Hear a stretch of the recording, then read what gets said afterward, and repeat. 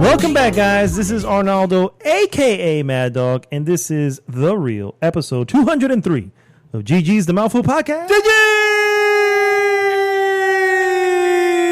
We made it. Another week. Wait, guys, what episode is this? And we still don't have the coronavirus. How about that? We're still, we are quarantined. This is true. We have probably why it helps, yeah. Yeah, the whole world, it's ending. It is. It's the end of the world as you know it. The Last of Us was a true story, guys. That was we are the Last of Us, you know. Yeah. We're literally sending this program to no one. We're podcasting to ourselves. Yeah. It's like, it's habits, right? You can't, to survive an apocalypse such as this, you got to keep your habits up. We're recording the audio logs. Yes. Exactly. We're telling the tale of how it went down. Exactly. So that the player in the future will be able to find out what happened. Exactly. It will be an awesome story told in the future. That voice, of course, is Mr. David Santos, a.k.a. Coronavirus Dream Twister. Jesus Christ.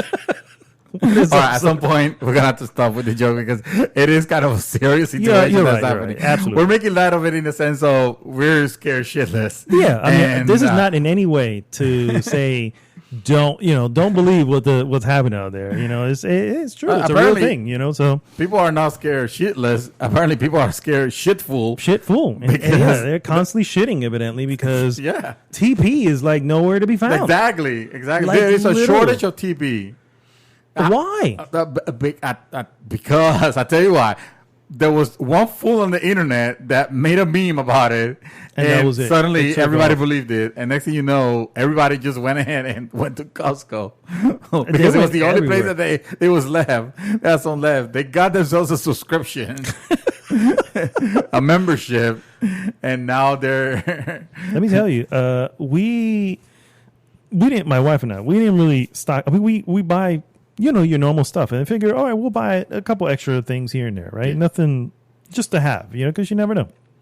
Man, nothing nowhere, dude. It was like, this is insanity. It's like, I went to Walmart today, and it was this literal madhouse. I was just going to get garbage bags because I'm cutting a tree down in my backyard. I just need bags to put it in. Oh, God. For a second, I thought you said cabbage patch. Garbage bags. And it was this madhouse of people just grabbing every item. I'm like, okay, now that at some point it gets a little ridiculous. We're That's buying why radios. Weather radios that you don't need batteries with. You just and suddenly they're there. For the record, we already own one of those. Well, I mean, we do live in hurricane land. Exactly. Yeah. So the rest of the world, literally, it's now learning what it is to be a Floridian. Welcome. Love Florida, guys. Man. It's interesting. It's definitely interesting. I want to in a year from now, if we're still alive. I want to go back to this episode and just either laugh at the craziness that how it was like, oh man, we were so silly. I mean, or just regret every word that I said because we may actually you never know. I mean, the whole deal is, and I think everybody can agree, it's just be prepared, be mindful. I see it so many times. People just like coughing and sneezing out in public, and I've seen it's funny because now it becomes you're more aware of it. Like you look at him like, God, why would you do this? Dude, I have a freaking allergy. It's like, why would you be this callous about it? I was having water and they went through the wrong tube. Shut the fuck up, like chill out. Oh my God! So you probably have herpes already. Jesus Christ! But we may. Obviously, we made light of the situation because again, that's we want to entertain and all that. Of course. In all seriousness, guys, this is a moment. This is not a moment to panic or anything like or any of that sort. Obviously, be mindful, be careful, avoid crazy social gatherings. For now, if you have the opportunity to work from home and your company is allowing it, like ask about that that stuff. And just Take the opportunity that you have to return yourself. Just wash your hands. Obviously, exactly. Needless to say, I'm seeing it all over the place. Yeah. Evidently, people have to be told, but yes. Come on, guys. Yeah, come on. Yeah. For real. Simple hygiene. Yes, Simple hygiene. Yes. All right, guys. I will call you out in the bathroom if you don't. As will I. No, sir. I need you to go back. I need you to go spray those shits down. And for all intended purposes, also from this day, we're implementing the Wakanda salute.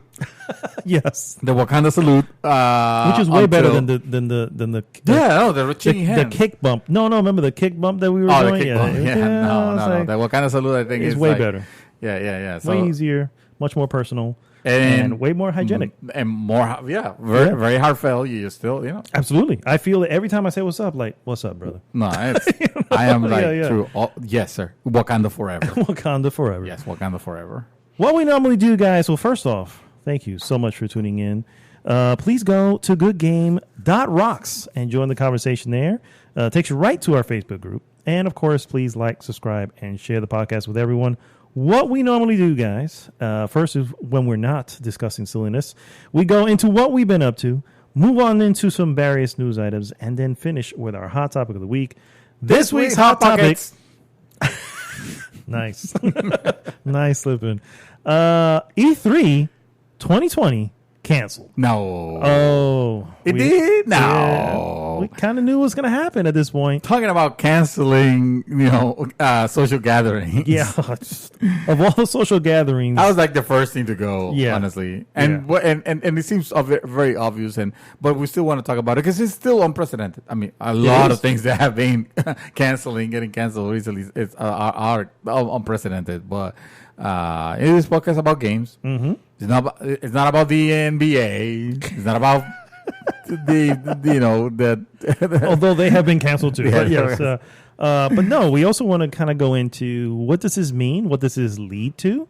I have a theory, which I'll save for the top topic, but I feel like maybe this will open the eyes to many publishers and developers. Go, well, maybe we don't need the ESO, and spending God knows how much it is for that space, and then of course we'll go into what we think they would probably do in its place, so tune in for that.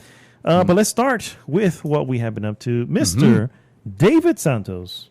Oh, what's been going on, man? Bro? I'm gonna disappoint in this one because I haven't watched anything, and I've only been playing the Division 2. Oh, all right. Well, talk about a game that is appropriate, inappropriate this time. Yeah. An appropriately inappropriate game to be playing because it's a game that obviously touches on the subject. Although I'm kind of disappointed in the sense that the story is a lot less about the pandemic that happened, in game, and more about just finding, bad guys. It doesn't even have a story that captures you, that will say something interesting, that will have some sort of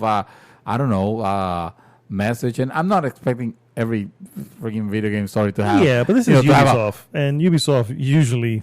Yeah, this is kind of their bread and butter now. Yeah, they'll make their games, and someone will be interesting, but when it comes to story, they don't have a particularly good track record. No. Not that their stories are bad, but yes, a lot of times I think they are second place, right, or maybe even third place to either the game design and all that stuff. Well, I'm thinking like games like, say for example, Last of Us. Another game that started, and it had to do with a pandemic, and then like 20 years later or whatever happens, you see the stories of the survivors.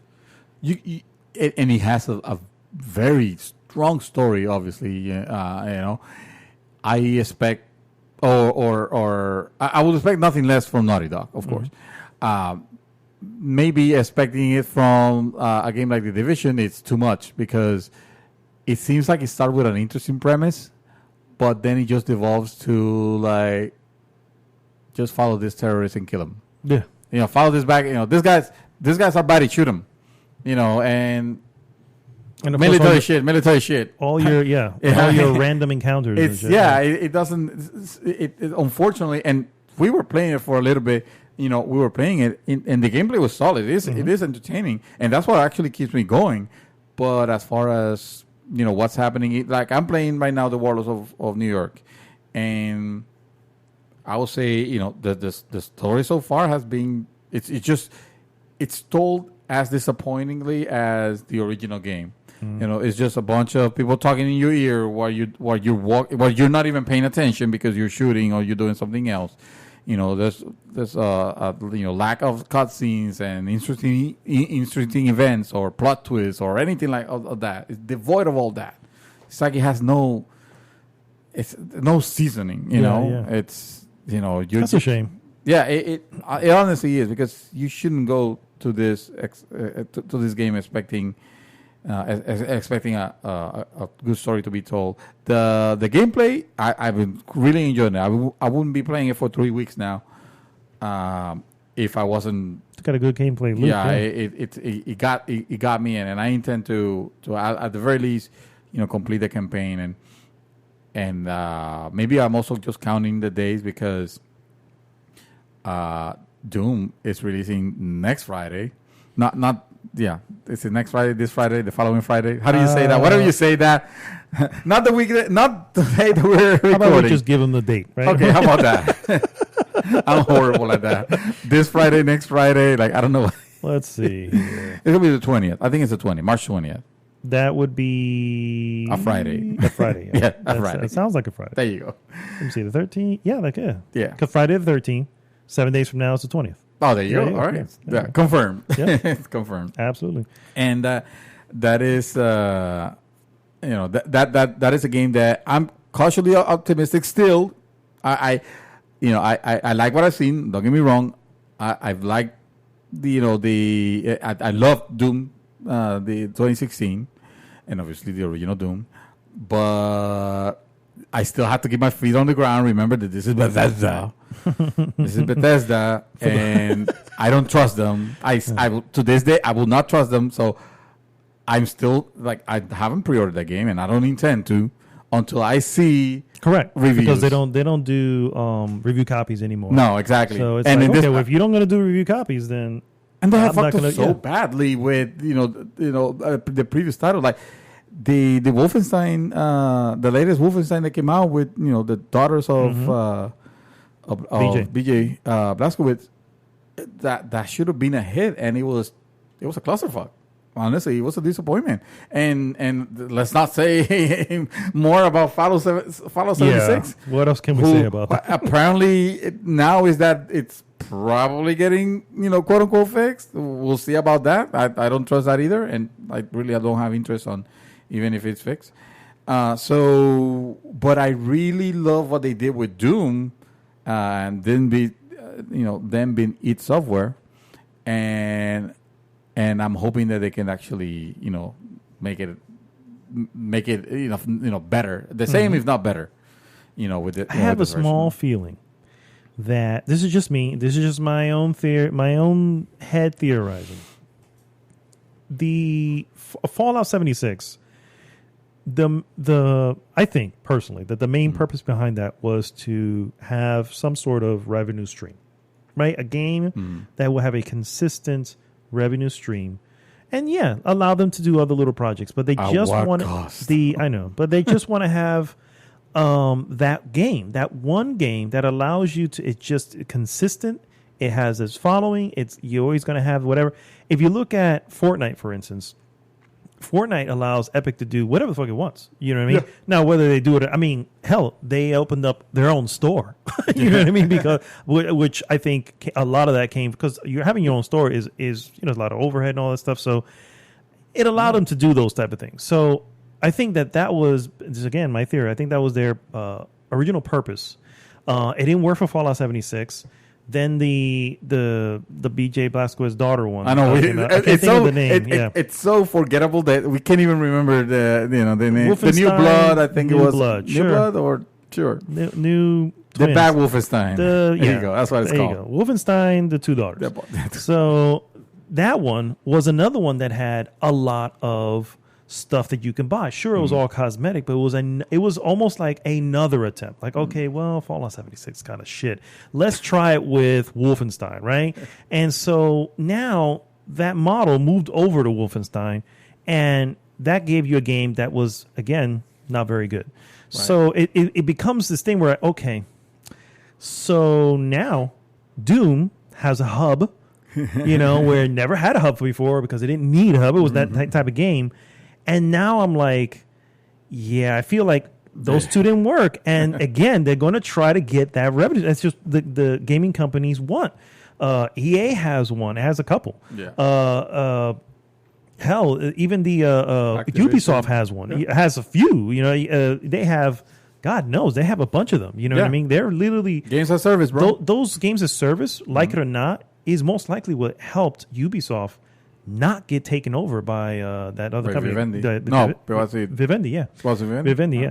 So that helped them because they suddenly said, well, now we can, now we have these revenues. So, and on top of that, they're good games. They're not bad. So I think that's the missing part from Bethesda. Is like, it's cool that you want to have these, but you gotta make a good game on top of that.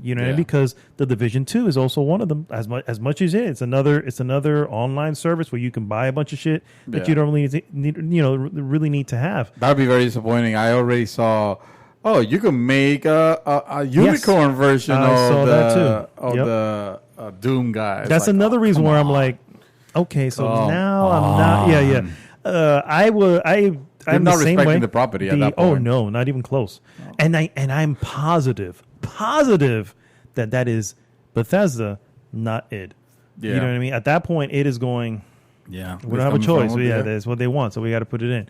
So realistically, that's why I'm like, I want that Doom Eternal to be great. I really, really do. I want nothing but greatness for it. And I will probably, if it is, I will probably get it. But I cannot look past the pattern that they've been going. It's like, hey, because believe it or not, they're a private company. They don't have shareholders and stuff like that. But as a private company, you kind of have to have something to to keep the money coming in. Yeah. You know what I mean? As a company that's publicly traded, you have more options. There's a reason why they go public. So, unless that's their next step, they go, "Hey, we're gonna have to go public." Because, I got an idea. How about if they take Fallout 76 and they make a $100 annual subscription? Hear me out. It's going to be great because you're gonna get a stipend of the little the bottle caps. The Coca-Cola caps. The Nuka caps, and you're never gonna have enough to be able to buy whatever you want. This is true. But you should have enough to keep playing for another month and another month and another month. I wonder how many people even bought into that. Bottomless inventory. Yeah, it's so horrible. That's what I'm saying. Because they did that with Fallout 76 and then the Wolfenstein, two major properties, they have fucked up. And now I'm like, I can easily see them doing that with Doom. Yeah. Easily. And then when we looked at the thing, I was like, why is there a pink freaking Doom Marine? Guy. Yeah. Doom I'm Marine. like, what the hell? Yeah, man. And then on top of that, because it's almost like they did it all at the same time, right? Uh-huh. They said, we're no longer going to do review copies. Boom. The moment they said we're no longer going to release review copies, this is the shit they've been doing. Why? Because we need them to buy it before they know what's involved. You know what I mean? So, well, they tricked us because they did it before. They did the no longer review copies right before Doom, the 2016 Doom. Mm-hmm. And we were all skeptical, okay, so there's something wrong with this game, right? And it ended up being super great. Oh yeah, set it up nicely. So now, and it worked. It fucking worked because the moment they announced Fallout 76, I was like, right there, day one, boom, got the Vault Edition, not the super expensive one, but the steelbook copy, whatever. Day one, done. And then I played that beta, and I was like, what the fuck, man? This game is about to release in 2 weeks, and they're calling this an alpha. What's going to get released? And of course, that's exactly what got released. The alpha, basically the alpha. Oh my god! So no. We might say that now is that Fallout 76 is actually being properly released now that it has. I don't know. That's not what I heard. No. Sure. Oh, really? Yeah, oh, shit. it's still not that great. Yeah. I'm not surprised, honestly. But there is a Jim Sterling video. Oh god. I remember the title. I'm paraphrasing here because I don't recall it exactly, but something like Bethesda doesn't know what Fallout fans want from their Fallout. Oh, yes, I saw that one. Yes. Yeah. That's what I'm saying. Even if it's released and it's shit, it's still a better shit than what really got released, 2 years ago. Yeah, exactly. 2 years ago. Has it been 2 years? Holy shit. Damn. We were bad. And we're still talking about this game. It's one of those things that's like, why are people still talking about this game? It is a train wreck. I mean, to be fair, nobody talked about this game good. Everything they said is just a train wreck. It just keeps getting worse. They have to report on the newest thing and say, this is just as shit as the last thing, But it makes no sense. No. So this is the reason why I have Doom Eternal on watch. What about Neo? Neo came out today. Neo did come out Neo today. 2, excuse me. Neo 2, yeah. And first, I forgot that this game was coming out. And B, it wasn't really on my radar because even though I really enjoyed the original Neo quite a lot, it was a game that I dropped for a little bit and I never picked up. And now I don't feel like playing the second one if I never even made the attempt to finish the first one. I mean, I played some hours on it, but everybody, that's how I say where I was located, people are like, dude, what did you do? Yeah, you're still at the tutorial. If you played a few hours, not really, but a lot of that was idle time that you walked away. No. I was grinding. That's what it was. Or I was having problem, beating the bosses. But it's Neo is a fantastic game, and I know this one is also. And I know there are people that are excited about it. It's just, man, right now. After playing that Final Fantasy 7 remake demo, right? Yeah, that's it. I want nothing else right now. Like, I don't care about Resident Evil 3 is the one thing, the next thing that I'm getting because it comes out right before that, so I can play it to its completion. You will have to, and then, because if you don't finish it, you will never finish it. If you don't finish it, it's like I'm pretty good. I'm pretty good at. I know you are, but once you drop a game. Yeah, that's right. Yeah. That's my concern. Yeah, unless I'm pretty good at holding off. Is what you used to do exactly, which is like, oh my God, this is day one. I got the game, but I'm not gonna play it because I still need to beat this other game. And you're like, dude, what's happening? This is Final Fantasy 7 remake. That's what probably would happen. You're not gonna say but you're not gonna say that. This Final Fantasy 7 it doesn't remake. matter because I know if I own it already, I know I'm gonna get to it. It's one of those things like it's still there. If I know that if I haven't not been expecting it, forget whatever it is, it's just gonna get put in the back burner because I'm gonna play. It could be StarCraft 3. I was gonna be put on the back burner for this game. I am a convert. I am a believer. After playing that demo, I'm like, holy shit, they are making it. Now, that's not to say anything about the final product. Final product could end up being disappointing because it could be too short or it could be this or that. But it is it is a calculated risk. Yeah, it is. At that point, it certainly is. Yeah. So I'll be willing to give him the benefit of the doubt. Square Enix. No, man. But aside from that, that was another thing. The Persona 4 Royale. No, sorry. Persona 5 Royale. Sorry, Persona 5 Royale comes out. I believe it's at the beginning of April. Oh, really? Why would it do that to itself? I'm like, why? Like, what are you doing? And they have a very nice, steelbook version also, which is like, oh man, they call it the day one, but I get the feeling that in December it's still gonna be the day one edition is still gonna be there. I have a hunch. That is not a game that I'm gonna want to play before sinking in whatever hours I get to sink in Final Fantasy. So that was a bad move to be releasing whenever it's where is it that they're releasing? Yeah, looking for it. No, because he keeps taking me back to the 2019. Just throw it on Amazon, then it'll probably say. But yeah, so March 31st. It's actually right. It's the end of the month. Oh, there you go. And it's like been 3 days before.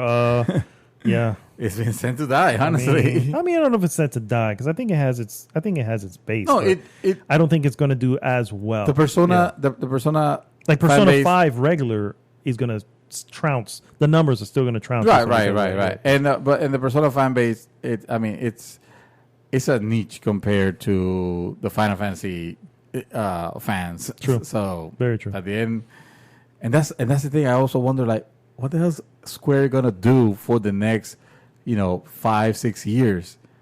They better not be thinking of making a Final Fantasy 15 or 16. Nobody's gonna want that shit. No. Everybody's gonna want give me remake 2. Yeah, I think is it Nomura who's working on it? Whoever the main guy is in it, or one of the main guys. He had an interview or something like that where he said, we have our plan and we're gonna be doing this for a while. Yeah, I think they were asking about next projects and stuff. Like, no, we're going to be doing this. It's going to be Final Fantasy 7 for a while. Yeah, for a while. So okay. I'm like, okay, all right. I like where it seems to be heading. So yeah, and it's not that we don't want. It's not that I don't want a Final Fantasy, a new Final Fantasy. It's just that the Final Fantasy that they have released has been disappointing. Mm-hmm. I mean, which one was the last Final Fantasy that you played? 12. That you exactly. That's 10, 15 years ago? Yeah. That's PlayStation 2. Yeah. So that says it all. It's not worth it. I agree. So I did play one other game, actually. I don't know if I should be mentioning it publicly. Oh, boy. No, it's not House Party. House Party like that. 2. House Party, the remake. HD graphic. VR. Oh, shit, would you imagine? No. VR. Anyway, no. I've been playing Super Bernie World. Super Bernie World, really? Wow! I saw you post that, and I was like, "You thought it was a joke?" I did think it was a joke. Did you see the video? Did you see the actual trailer? I did. Not, I tagged, I tagged a special someone that I know that she would have loved it, and nice. She did. Oh, she did. Okay, cool. Yeah. Yes. So. What is Super Bernie World? If you haven't figured it out by the name already, it is a semi-Super Mario Brothers clone where you play as Bernie Sanders. Bernie Sanders. Yes. Yes, the Bernie Sanders, and you traverse 2 worlds, except that these worlds are states. Oh, are they? Not all of them, though. But I guess the major states, the ones that need to be won. Exactly. Yes, exactly. There you go. Like I think I got to World 1, Texas, or something like that. I don't know. But it's basically what you guys are imagining right now. It looks like a Super Mario game. It plays like one, but obviously not exactly. I'm not talking about, it's the same music or anything. No. It's meant to be kind of like a spoof of it, basically.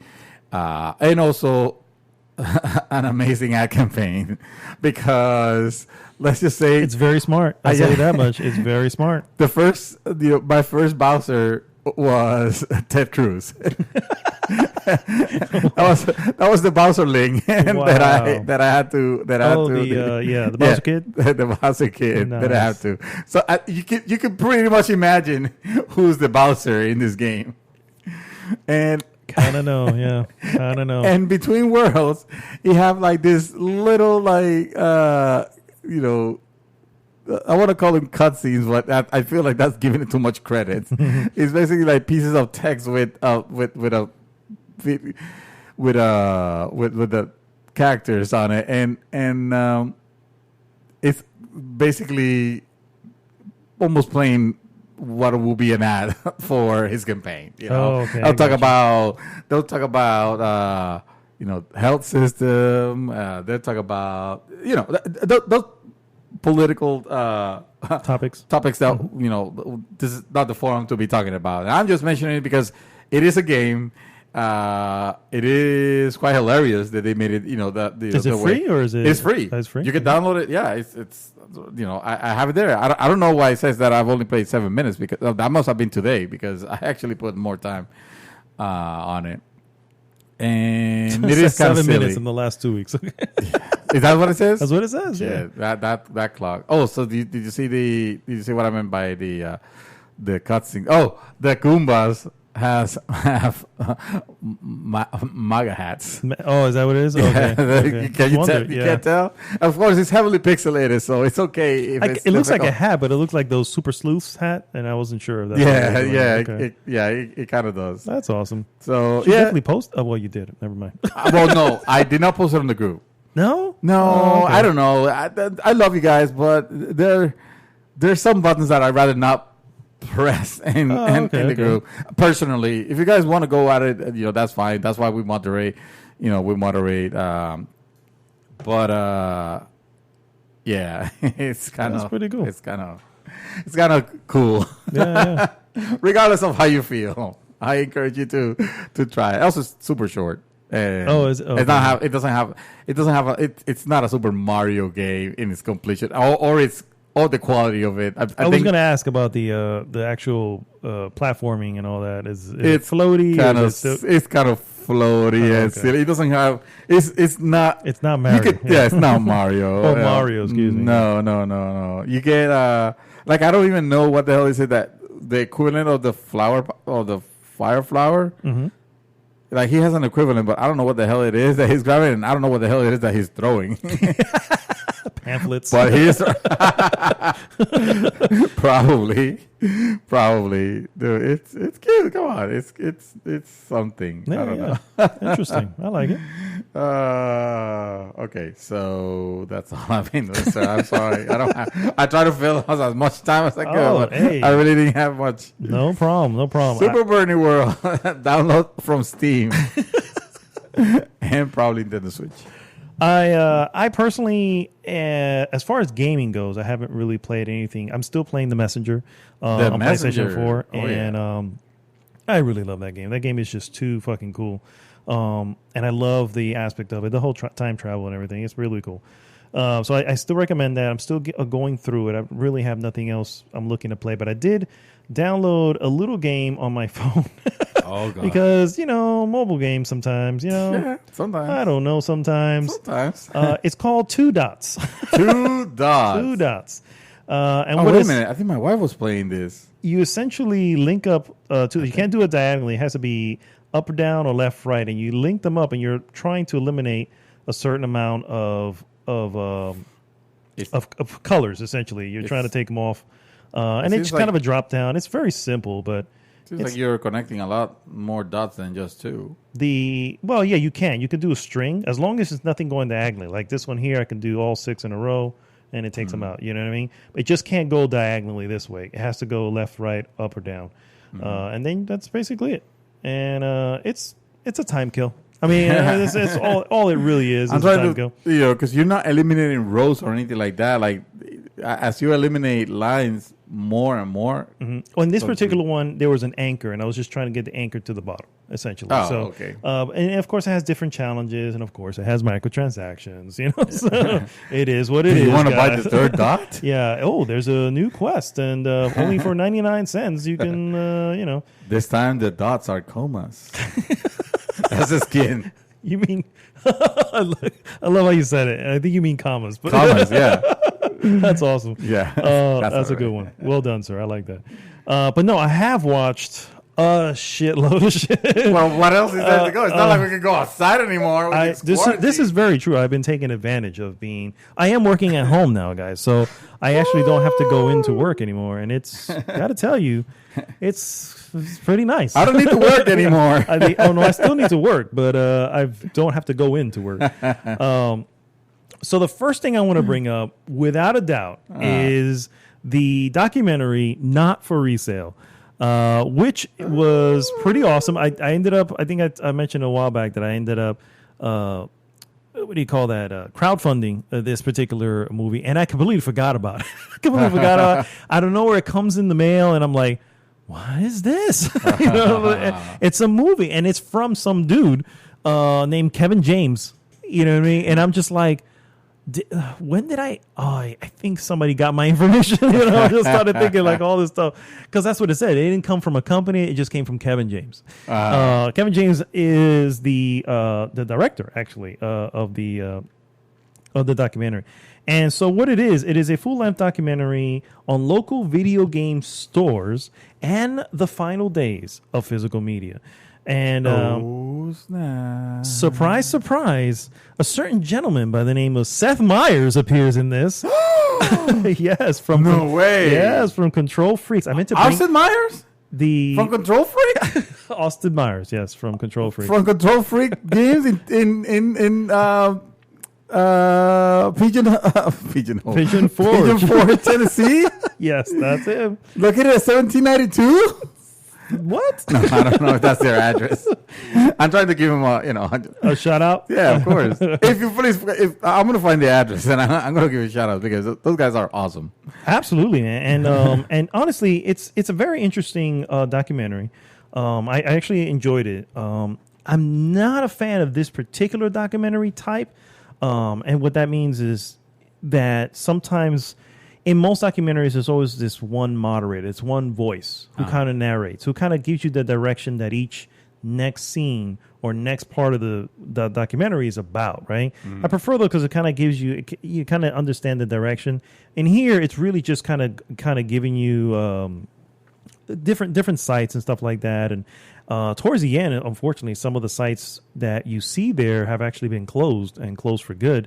Unfortunately, because physical media is unfortunately dying, and it's actually kind of sad. But it is so cool to see how many people still collect. There is, by the way, a museum that you and I have to go to.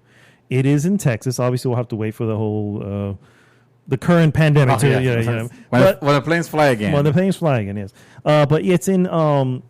It's in Texas. God, I want to say it was in like Fresno, Texas, or something like that. But it is this awesome museum. It is huge. It has everything. I mean, we went to the museum over here in Daytona. That was great. That was like a room within this huge thing. You know what I mean? And so definitely we have to hit that place up because that place is pretty cool. But anyway, I can definitely recommend the documentary. It's very interesting. It also kind of goes into, a lot of their passions and how they got into it. A lot of them who go, you really don't want to get into this now. This is the worst time in history to get into this type of thing because little by little, unfortunately, they are going away.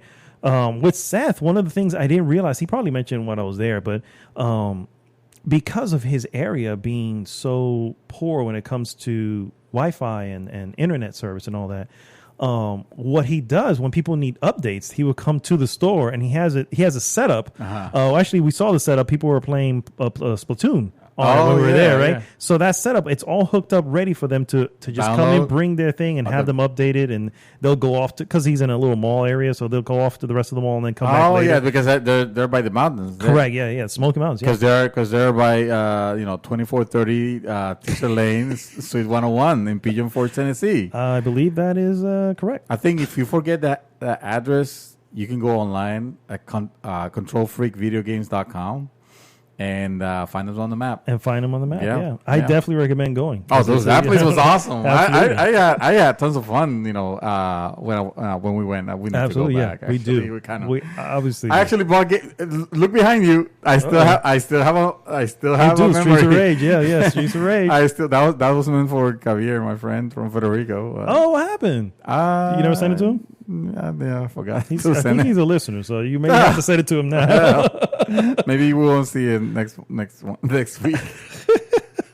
Maybe. Maybe. I found out that it costs $500 now. So nice. I don't want to part with it. Oh, I'm sure the 500 is a much newer copy than the one you have right there. That's a decent. That's a very mint, I would say. It just needs the shrink wrap. It does need the shrink wrap. Yeah, the original shrink wrap. It may be a little dusted off. I don't know. Then dusted a little. Yeah.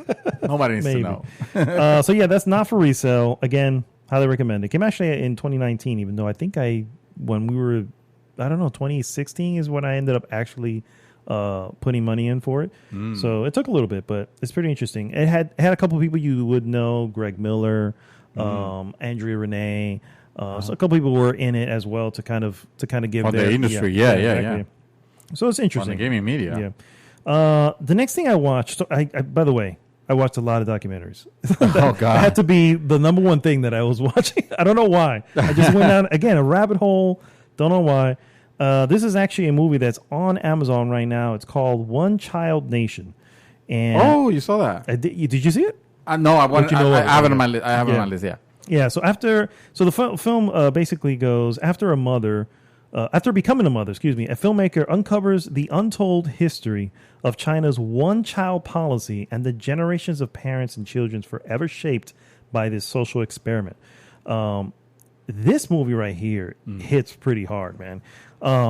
So for those who don't know, in the 70s, I want to say, China put in this thing, sort of almost like a regulation to have that you can only have one child, and you could not have more than that. If you did, you can have your assets taken away. You can have the child taken away. Bad things can happen to you. Oh, yeah. And during this time, there were thousands upon thousands of forced abortions. I mean, it was to the point where there were literally fetuses out like on the road. You know, wow. It was like just horrible. So it's like, holy crap, you know? Yeah.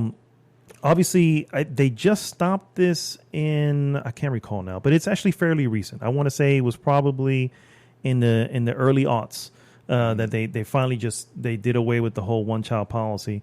And it's funny, it's humorous how they came to that, because they realized that less kids meant less adults taking care of older folks. Right. And they're kind of like the crisis that Japan is having now. Yeah, exactly. Yeah. So, anyway, it is a great documentary. It is, as far as documentaries go. It is really, really crazy, though. It's just the level. And the craziest part is the interviews certain people who were in it and did it. And they asked, the question that everybody asks is, if you had a chance to do it again, would you do it? And they're like, yeah, that's what that was what was required of me. China being a nation they put their nation first before everything else. Nation first, family second, Wow. And they still feel that, yes, this helped, because there was a lot of food shortages and all that stuff. Yeah. So they felt like this actually helped out, but it damaged so many people along the way. They were sneaking kids out, you know what I mean? And you had twins. You had lots of kids who just imagine having a twin somewhere on the other side of the world that you don't even know.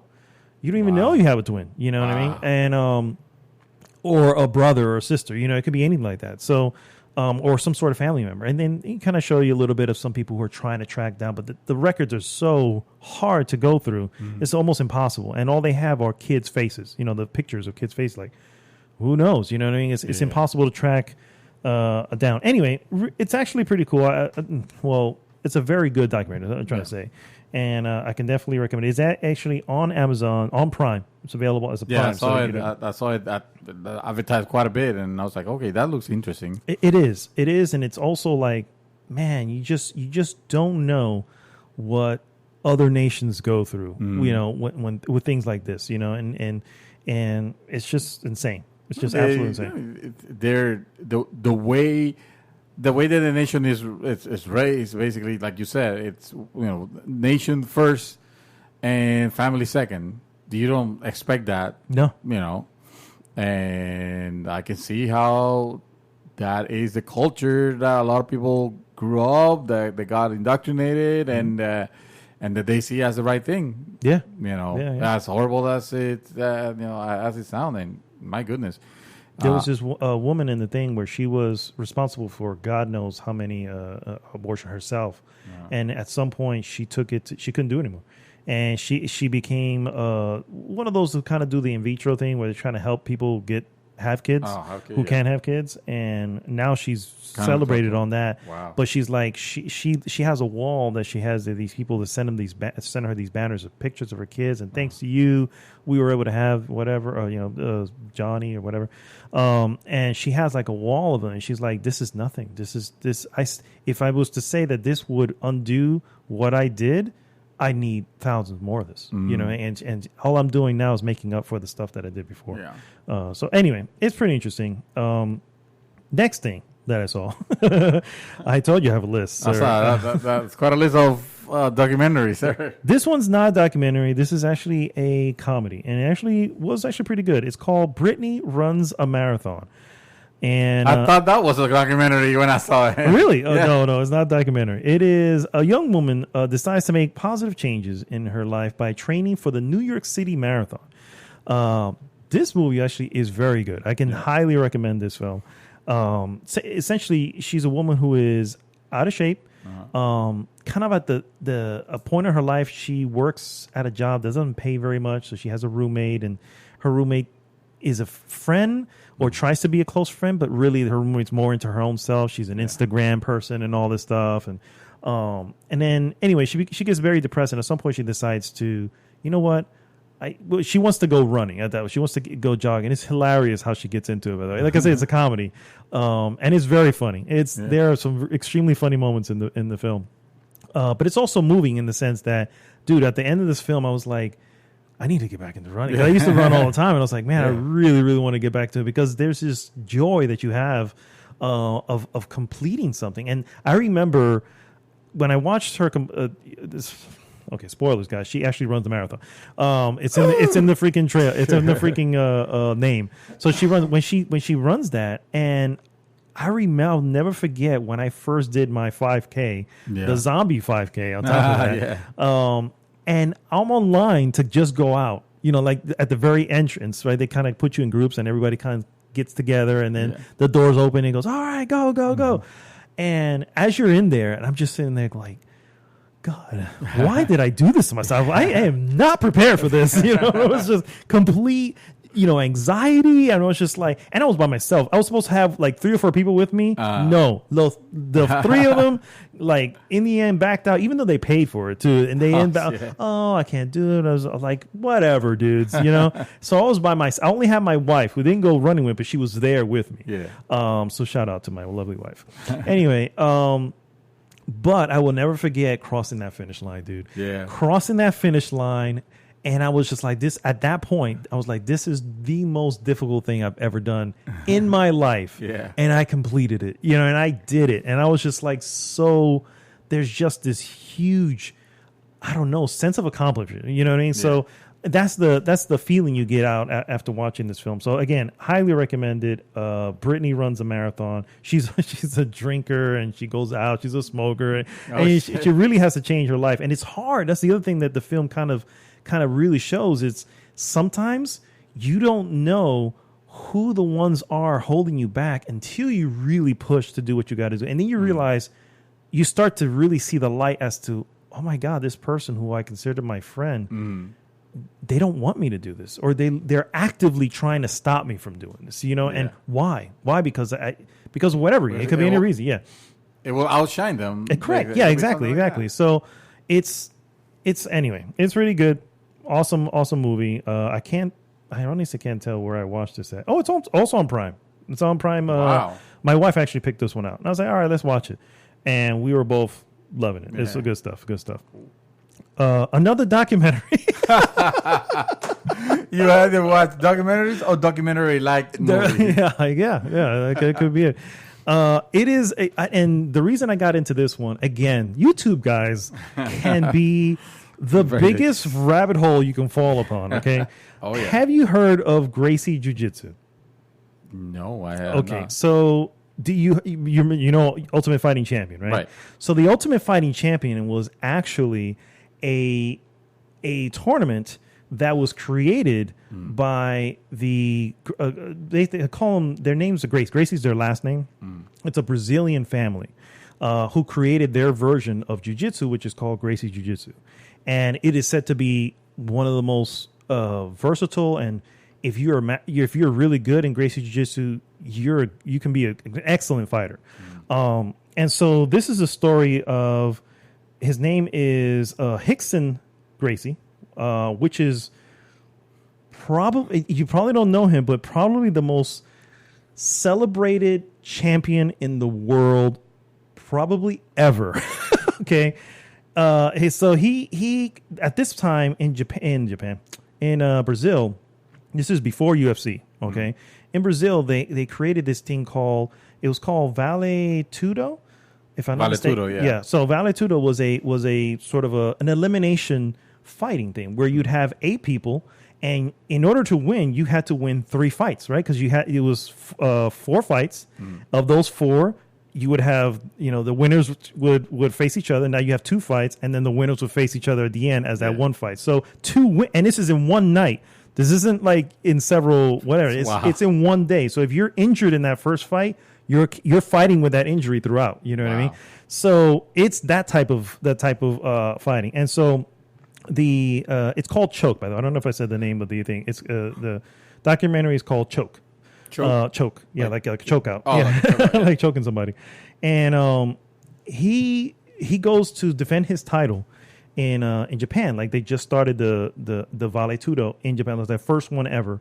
And it brought in a bunch of people who are masters in shoot fighter, masters in jiu-jitsu for Japan, or some other Muay Thai, blah, blah, blah, blah.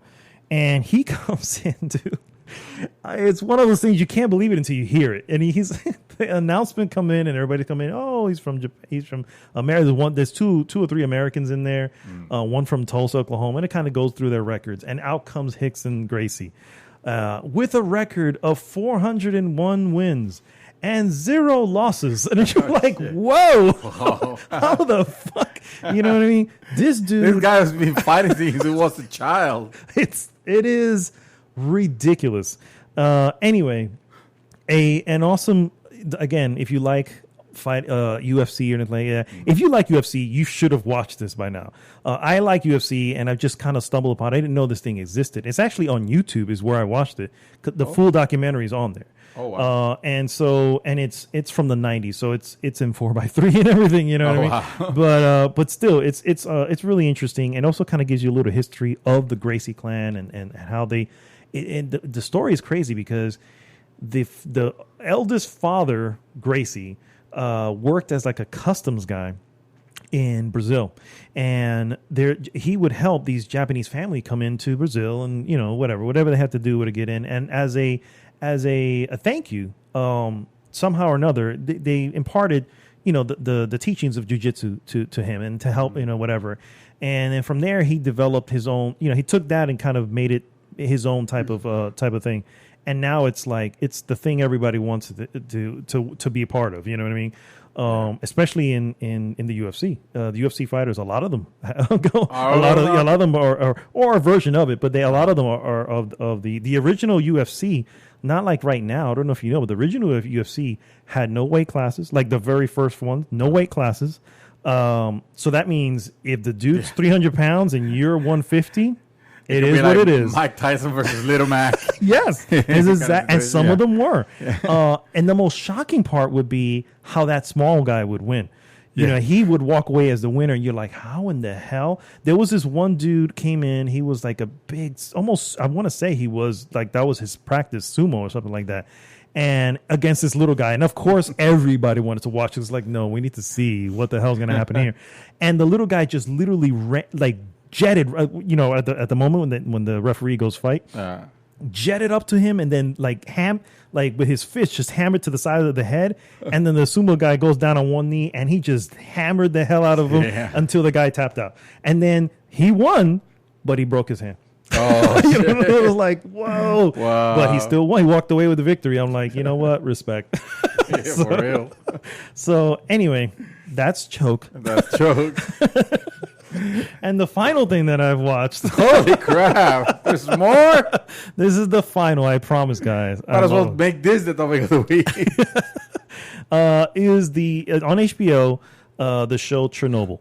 And Chernobyl. There's a couple reasons why I watched it. One, I wanted to see it. I was interested in what happened in Chernobyl, which, by the way, It's horrible. It's absolutely horrible what happened in Chernobyl.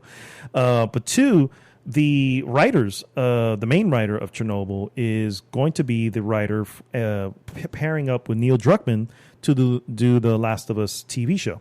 Oh, nice. Also in HBO. We're going, exactly, yeah. Correct, yeah. HBO. And so I was like, okay, well, let me see what the guy is about. See what he has. And absolutely amazing. Very cool show.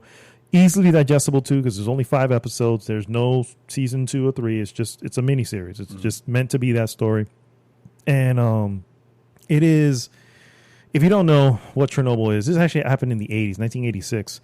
A nuclear reactor exploded in Chernobyl, which is in. Isn't it not Russia, Ukraine or something like that? Yeah, Ukraine. Yeah. And so it exploded. Releasing way like radioactivity, the fallout of it. Exactly, it's exactly what it is. It's a radioactive waste and everything into the air that expanded all of Europe at some point or another, and of course now they're trying to fix it and stuff like that. And one of the main questions it brings up is how the hell does a reactor explode, a nuclear, because it's not designed to explode. It can melt down, but explode, how does it do that? You know what I mean? So that's a mystery. That's a nuclear bomb. Okay, yeah, exactly. How would you do that? It's not designed to explode. So, and again, if you fuck it up, it can cause a meltdown, but that makes more sense. But how did it explode? I guess the difference between the two is a meltdown, the core is still contained. You know what I mean? All the whatever's in there.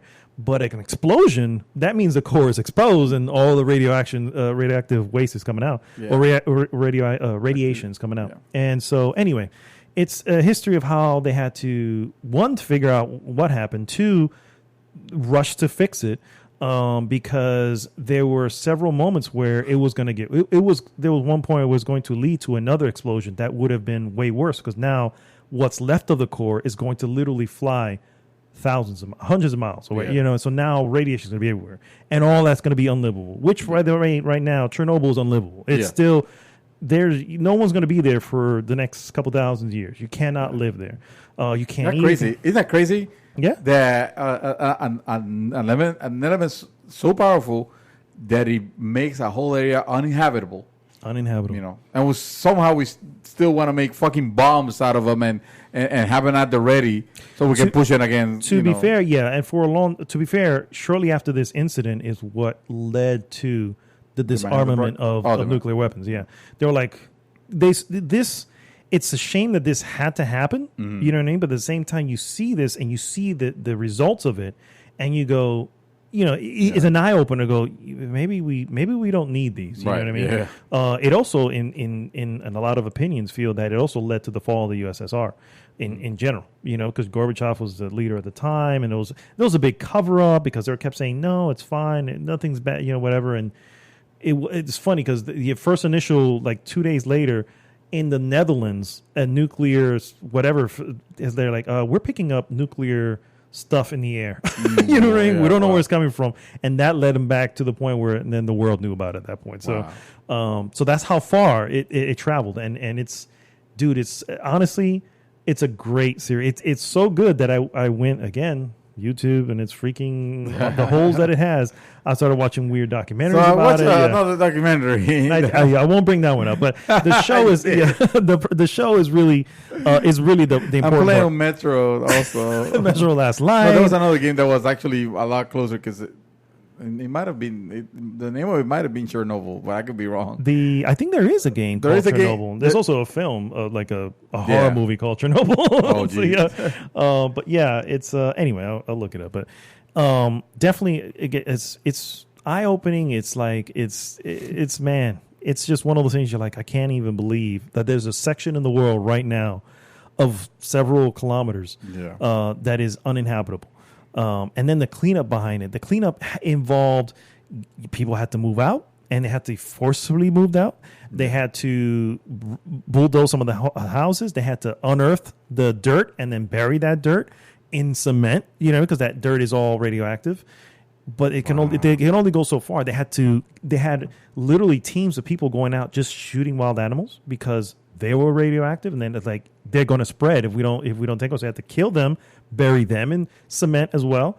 Wow. Dude, it's insane. It's absolutely insane. And this is not a documentary. This is a series. This is a series, but it is a real thing. And that's why I went and watched the documentary, because I wanted to see what was different. Not much. not much at all. It's actually pretty timeline on a couple things. Like, they said, we have in the show, we have to do this because if we don't do it in 48 to 72 hours, it'll explode. Yeah. Well, in the actual time, it was like a week and something. So something like it was going to happen, but they had a little more time.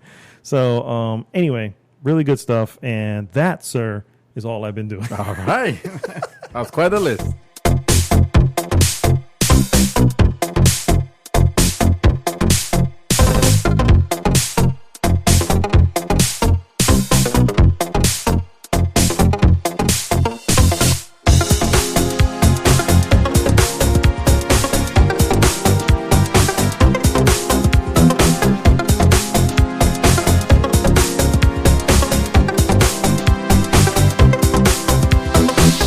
Then we are back, guys, and it is time for our useless news that you can use. I was about to go, trailer of the week. Oh, wait, no, we don't have a trailer because every movie has been suspended now. Yes, actually, there's a few of them out there that have been delayed. I think Fast 9 has delayed till next year. Yeah. The next year? 2021, yeah. Jesus, a whole year. Well, I mean, I can so with movies, I can understand them needing a certain slot. Yeah. Right? Because they know we're going to get the maximum out of this. And they probably chose the current slot because they're like, ooh, this is going to be a perfect one. Yeah. Now, any other time, you're either coming out with something that you're going to have to compete with. And it's just like, oh, no, Right. The only, obviously, downside to that is the company has already paid for the movie. Everything has been done. The marketing has been done already. Correct. And it's just like now you're waiting a year to get any of that back. You know what I mean? And you can lose people. At that point, they're like, oh, I don't really want to see. It's a year after. Like, who knows? So what was the first one we saw, which was the 007? No, that's not what I mean. The one that was delayed. Oh, well, Sonic the Hedgehog was delayed. But you haven't watched it. That was... that was for other reasons. Well, yeah, it was almost as catastrophic. Or it would have been. It definitely was. So I argue that it was. Okay. My first piece of news, guys. Horizon Zero Dawn, the PC version. Oh, what? Has been confirmed for summer of 2020. No way. Yes, sir. Fuck that. No. I'm out. I'm done with Sony. And you're done with PC? Listen, I don't know. I don't know if you know anything about Japanese culture. I'm an expert. And I can tell you, sir, that you don't betray your fans like that. This kind of shit doesn't get passed in Japan culture. If I was Sony, I will cancel the plans to do the PC version, and I will do a public apology because I'm a Sony fan, and I will not have my exclusive be taken by the PC elitist. That is and scene. Nice, sir. Nice. Like it. I felt it. I even had like a couple of spittles hit me in from here. So it's actually pretty good, man. That's how you know. I get passion. That's the passion that I bring to the character. That's what good acting is. Yeah, I'm playing the rabbit, the rabbit Sony fanboy that doesn't want their exclusive be put on anything else. Yes, according to Joey Tribbiani, the more spit you put into your speech. That's right. You gotta be prepared. Exactly. Unfortunately, there was an idiot. We're going to call him an idiot because that's essentially what he is. He actually he posted a video of the aftermath of his reaction to hearing that Horizon Zero Dawn was going to PC, where evidently he ended up trashing inadvertently, apparently, his TV and PlayStation and a couple other items in his living room. No way. Sent it to the devs of Horizon Zero Dawn, Guerrilla Games. And basically, it didn't say it, but basically saying, look what you made me do. Look what you made me do. Yeah. So was this guy like 10? He definitely hasn't grown up. Definitely has not grown up. So wow. First off, I think it's time to really, really realize that the age of having everything exclusive may not be coming to an end, but it is most certainly changing. And a lot of things are no longer. There was a time that when it was exclusive, man, you'd never see it. You know, and early stuff started, right? Mass Effect 1. Right, Mass Effect 2 was all everything, but Mass Effect 1, oh no, that was on Xbox. Well, guess what? It eventually came over, you know? Yeah, it took a while, but eventually came over. And more things are happening. Guys, the no, not NBA, what the fuck? What is it called? What is the baseball one? Oh, MLB. MLB, thank you. Yeah. MLB The Show. Yeah. I was going to say NBA The Show. MLB The Show is literally a first-party studio of Sony. And guess what? That's going to be on multiple platforms soon. Yeah. You know what I mean? It is what it is, guys. It's going to happen. Turns out that needs to make money. Yeah, I mean, who would have thought, right? I mean, God, I thought they were literally being paid in pixie dust. The whole deal is it's not just the money though; it's also the availability. And in this particular game, this game has reached the furthest it's going to reach on the platform. Yeah. Everybody who wanted Horizon Zero Dawn as a Sony fan has it already. You know what I mean? So, what difference does it make if it goes out to newer players? As a matter of fact, why would that be a bad thing? How can that be a bad thing? New people get to play the awesome game that you love. Yeah. I mean, I always look forward to reactions from you or from anybody when you're seeing a movie or playing a game that I'm dying for you to do it, you know, regardless of where it's at, you know? And this asinine move, and of course the publisher replied in a very cordial, look, idiot. I wouldn't have been so cordial. I mean, it's pretty stupid. It's pretty stupid of what they did, and that's just one person. Obviously, there are more, and dude, it's when fanboyism at its worst. When the shit show that was when Microsoft announced on E3, you know, back in the day, they were gonna be releasing Final Fantasy 13 on Xbox 360. The shit storm that happened, you know, of people that felt betrayed, basically. And I think I made I made a post on the group that this kind of childish behavior needs to stop. It needs to die. You need to recognize that you know the games that you once loved that were exclusive to your console of preference, coming out on other consoles for other people to enjoy, should not subtract from your enjoyment of it. Nor should you feel like they owe you, you know, anything, because it's at the end of the day, they can do whatever they want with it. It's a product. Of course, they're going to want to put it in the hands of the most people that that they can. And we're talking about the you know the PC, which is not even like the competing platform for you know for consoles. You know, not that it'll be justified if it came out for if somehow it came out from for Xbox. We laugh at stuff like that, but you should not forget that games that are published by Microsoft, like Minecraft, they are on other platforms, you know, and the vice versa could happen. I don't think it'll be in a business sense. Minecraft is one thing. A property like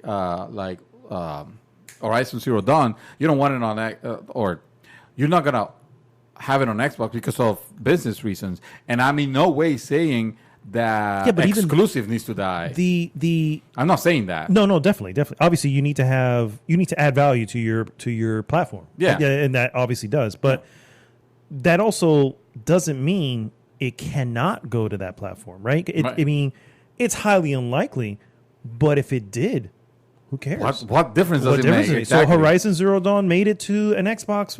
Like I said, MLB The Show. That is a first-party game. It will be on Xbox. If they put the fucking Master Chief Collection on Sony, that shit would be awesome. It would, more players. Who does that? Yeah, exactly. Who does that in any way hurt? Now, it can hurt if you're doing a new first party game, and now you're releasing it everywhere. That can hurt because obviously they don't need to jump to your platform to play it. And obviously, again, you want to add value. You want to have a reason for them to come to you. So them eventually doing it on a game that has been out for a while. It has been out for a while. Yeah, it's a long time. If anything, it could bring more interest to when the next one comes out.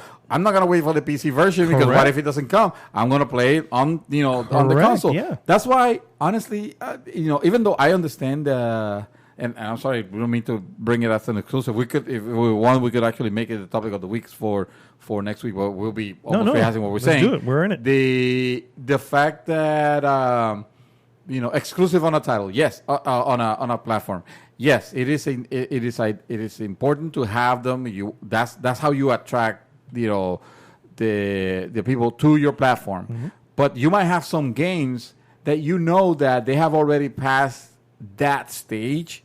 Nobody's buying PlayStations right now to play Horizon Zero Dawn because there's newer stuff. I mean, I say nobody. I don't mean it in a literal sense. Obviously, there might be here people here there, but it's like that game's like street value. We've seen that game for $5, that complete edition on the Sony flash sales. It doesn't hurt. Honestly, I don't think it would hurt for them to say, and now we have the Xbox edition, and it sounds fucking crazy. Why not? But that's a whole new section that they could be or people that they could attract, because of course it's gonna have the Sony logo, it's gonna have all that. Yeah. But B, it's not the console that makes the fucking money, and you guys have to stop thinking of it that way. It's what's making the money is the games, and the more the games sell, regardless of platform, that's how the companies make their money. Mm-hmm. That's why I could see Microsoft would have lately been like kind of like meh with their titles, with their exclusive titles. Like they don't care. They put it on PC. Some might argue, well, the PC is also their platform, but whatever. It's not Xbox. Mm-hmm.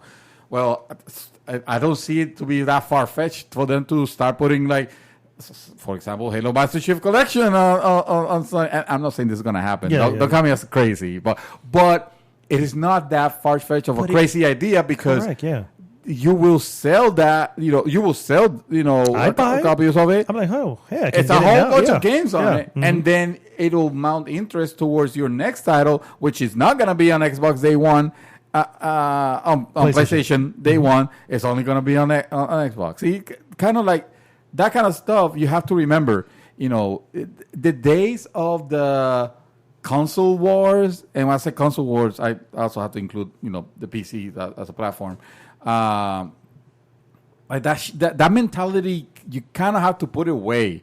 That's not to say you don't have your console of preference, of course. You have the ecosystem that you prefer to be in. Yeah, exactly, exactly. That shouldn't change. And that doesn't mean suddenly Horizon Zero Dawn 2 or whatever the new name is going to be. It's going to be out on everything. On everything. Yeah. That doesn't mean anything. That's a card that Sony has that can play to say, hey, come to PS5 now. To PS5, exactly. Hey, we have the sequel to that game that you love so much. Yeah. You know what I mean? It just makes business sense, and it doesn't mean that this is going to happen everywhere. Clearly, Nintendo has no desire to bring any of their products to anywhere, but at some point, it's possible as well. It's possible because it all depends on how well they're doing. Amazing with the Switch. Yeah, their next console maybe not be so. Whatever it is, it may not be. May not be. And like I said, it has to be. You have to select the titles that you're gonna do it. Because yes, like it wouldn't make sense for Nintendo necessarily to do it with like the latest titles or anything like that, because that's the house. How awesome would it be if you can get Super Mario All-Stars on your PlayStation or your Xbox? That's the problem. With Nintendo's example, you have the potential of making those games look and run even better on your competitors. You don't want that. I mean, I'm talking about the old one. The old one. Yeah, the old one. Super Mario All-Stars, something like that. That's from the Super Nintendo. That'd be great, yeah. So who's to say that that's not something that, again, new games are going to be new games. You're going to have to go to the newest Nintendo console to get.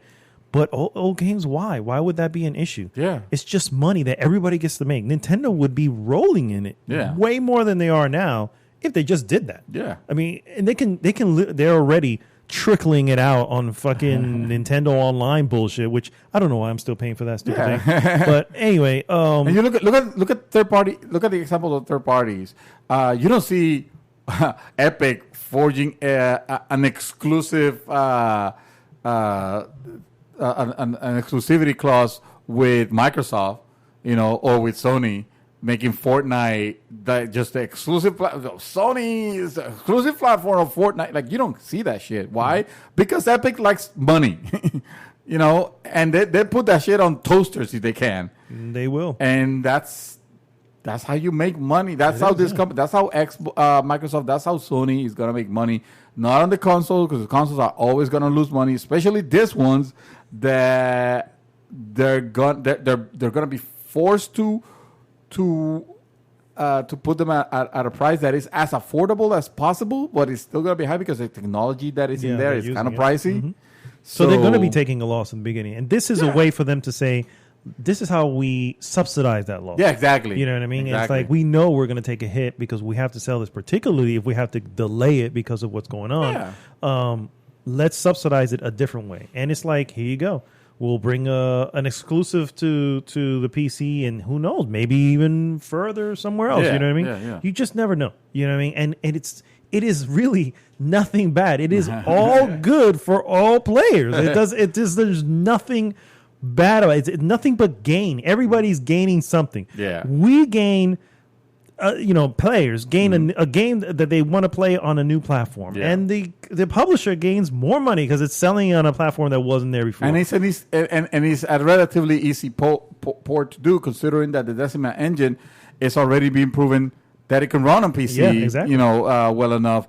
If it's led to believe, which from early reports seems to say so. We're seeing Death Stranding. Yeah. It's coming to PC. Yeah. Well, they're using the same engine. So it makes sense. Maybe there was some business deal where they say, hey, since we're doing this and this is the Decima engine, it's the same engine, we have another game that uses the Decima engine. Why not? Why not put fucking Killzone on it also, Yeah. Might as well. I agree 100%. All right. So, I forget something. I get so passionate, I forget. It's my turn. Overwatch lead writer leaves Blizzard after 20 years. Of course, Blizzard, the ever-loving the developer that we have as of late, not the same Blizzard that we used to love. No, we were from before. Michael Chu was responsible for much of the game's lore and story. Overwatch lead writer Michael Chu is leaving Blizzard Entertainment. Chu announced his departure on Wednesday after 20 years at the studio. Chu was a major contributor to Overwatch's lore and ongoing story outside of the game. His writing credits at Blizzard include Diablo 3, World of Warcraft, Overwatch, and in development Overwatch 2. So basically everything but StarCraft. Basically. Chu penned origin stories for many of the Overwatch characters and fleshed out the universe through comics and short fiction pieces. He was a prominent team member at events like BlizzCon, which I bet is going to be canceled. Chu, that's actually not until like September or November, I don't know. Where Chu appeared on a panel related to Overwatch story and development. Two of Chu's stories, the Anna short fiction piece, Bastet, sure, and Tracer comic Reflections, received a great amount of attention for revealing Soldier 76 and Tracer's respective sexual identities. Because, we live in the era of video games, they have to specify the sexual identities of the characters because, you need to relate to them. Of course. Overwatch has been a life-changing experience, she wrote on his personal website. I've always felt that games and story they tell have a unique ability to bring people closer together, and that the empathy you feel from stepping into someone else's shoes, even virtually, can bridge the gap between miles, cultures, and nations. Overwatch and its consistently generous and inspiring community has only reinforced that belief. Really? Consistently generous, huh? The Overwatch community? Really? Okay. I mean, all right, Chew. All right. They're pretty generous when it comes to insults. I mean, well, there you go. I've heard stories of people learning a new language after hearing a line of dialogue. People feeling inspired to take a trip to a new place after visiting it in game, and people meeting some of this stuff is kind of silly. I want to visit Gibraltar or whatever is that place. All right. Anyway, Blizzard is currently developing Overwatch 2, which will feature a story-driven campaign in addition to the first game's multiplayer. Overwatch 2 does not yet have a release date. Oh, and there was an update from Blizzard. They offered the following statement. Screw you, Michael Chu. No, I'm kidding. It says, Michael's contributions to the games and stories of the Warcraft, Diablo, and Overwatch universe have been a source of inspiration, and we will always be thankful for the time he spent at Blizzard. We wish him the best in the future.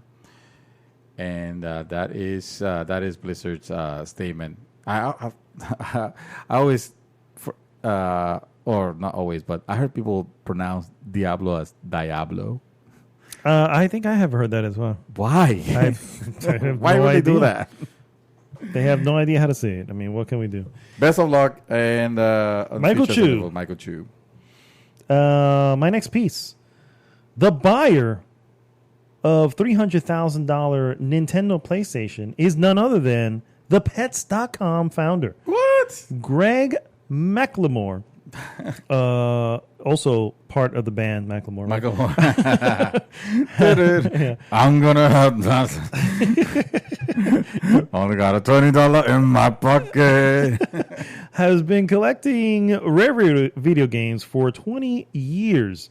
Forbes reported the buyer's identity this past Saturday. 51-year-old spent actually 20 years assembling a rare collection of vintage video games and arcade amusement machines. In 2015, profile in the Rob Report noted that he made his first purchase shortly after selling 50% of Pets.com to Amazon and turning the company over to a new CEO. Unfortunately, Pets.com did go bust in November of 2000. Oh wow! But Macklemore, it was the bust. The what's it called? The bubble bust. The .com. The .com bust. The .com bust. Yeah. Yeah, actually, you're probably right. Yeah. But he made money. He did. He did make money, yeah. Of course, you probably remember the Pets.com with the sock puppet guy. Oh, yeah. Yes. He's the most annoying little dog. Adorable. Anyway, he got it for $300,000. He also has plans to open his own video game museum.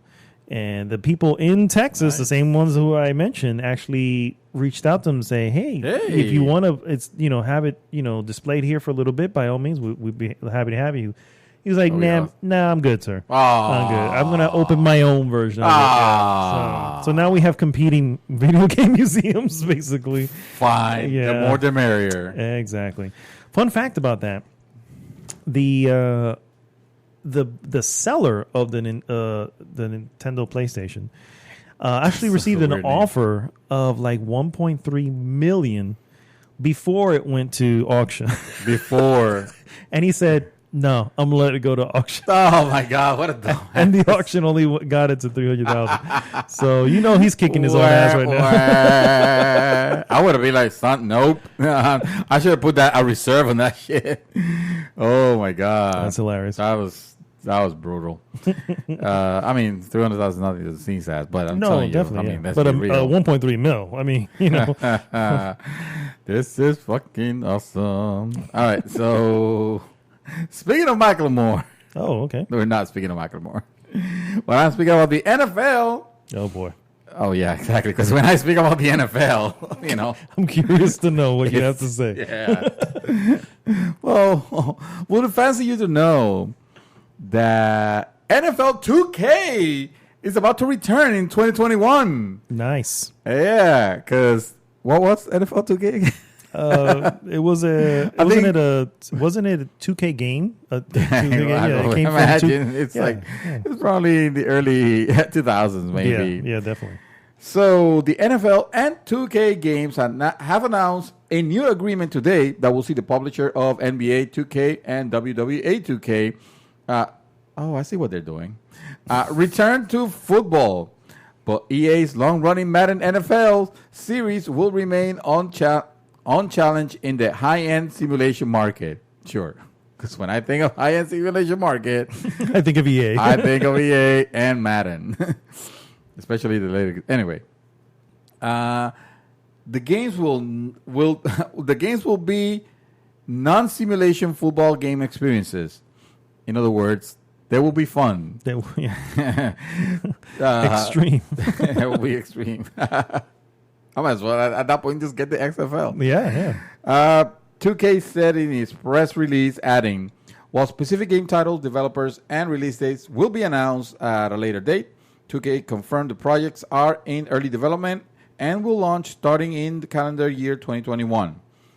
That's the end of the quote. 2K's Senior VP of Sports Strategy and Licensing, Jason Argan, the person with the longest title in video gaming industry, told IGN these games will be NFL 2K products, definitely. This is the first time anyone but EA will release an NFL football video game since 2K is extremely well received. Yes. Hold on. Yes. Since 2K's extremely well received, aggressively priced ESPN NFL 2K5 on July 2004. There you go. That was the year. It was early odds, yeah. It was early odds, yes. After which EA signed a long-term exclusive deal with the NFL. The NFL is one of the most successful sports brands in the world and known for creating incredible entertainment for fans, said UK President David Ismailer. I probably killed that. We are thrilled to be back in business with the NFL in a partnership that will span multiple video games centered on fun, approachable, and social experiences. Sir, what are your thoughts on this? Would you be interested on buying a NFL 2K game that is not simulation? Let's say if they manage to make a good one, it's not correct. It's not a buggy mess. It's not WWE or something like that. Yeah. It's so realistically, one of the reasons why I love football. Yeah. One of the reasons I never got Madden is because it is a simulation, but at the same time I'm playing and I'm going, this doesn't feel real. It doesn't feel real at all. It's like, the difficulty spikes, right? Or, depending on how you do it, if you put it in a certain difficulty, you're getting your ass handed to you. You bring it down a little bit, suddenly you're handing them their ass. It's like, where's the middle ground here? I just want to have a challenging thing that looks and feel realistic. Like a typical game should finish 20-28. You know what I mean? It shouldn't be 57-63. You know what I mean? It's like, this is not real football. Not that doesn't happen in real football, because it has happened, but they are an anomaly. They're not the entire season. These guys have been just like lighting it up. It's like, where's the defense? That somebody has to be able to stop something, right? So anyway, now, if the game is not a simulation and it's just no holds barred, let's get out there and have some fun. Probably lend itself to 100 points or to at that 72. Point, it could be fun. I mean, who knows? I'd obviously have to see the final product, but it could be. It could be something. So let's say this is the Tecmo Bowl of NFL. Then title. I mean, that's a win right there, my friend. I have Tecmo Bowl, by the way. There you go. It's fun, and I do know it's fun. My next piece, sir, Westwood Studios' 1997 adventure game based on Ridley Scott's Blade Runner, a side story simply called Blade Runner, is on its way to modern platforms thanks to Night Dive Studios. Blade Runner: The Enhanced Edition is coming to Nintendo Switch, PlayStation 4, Windows PC, Xbox One sometime in 2020.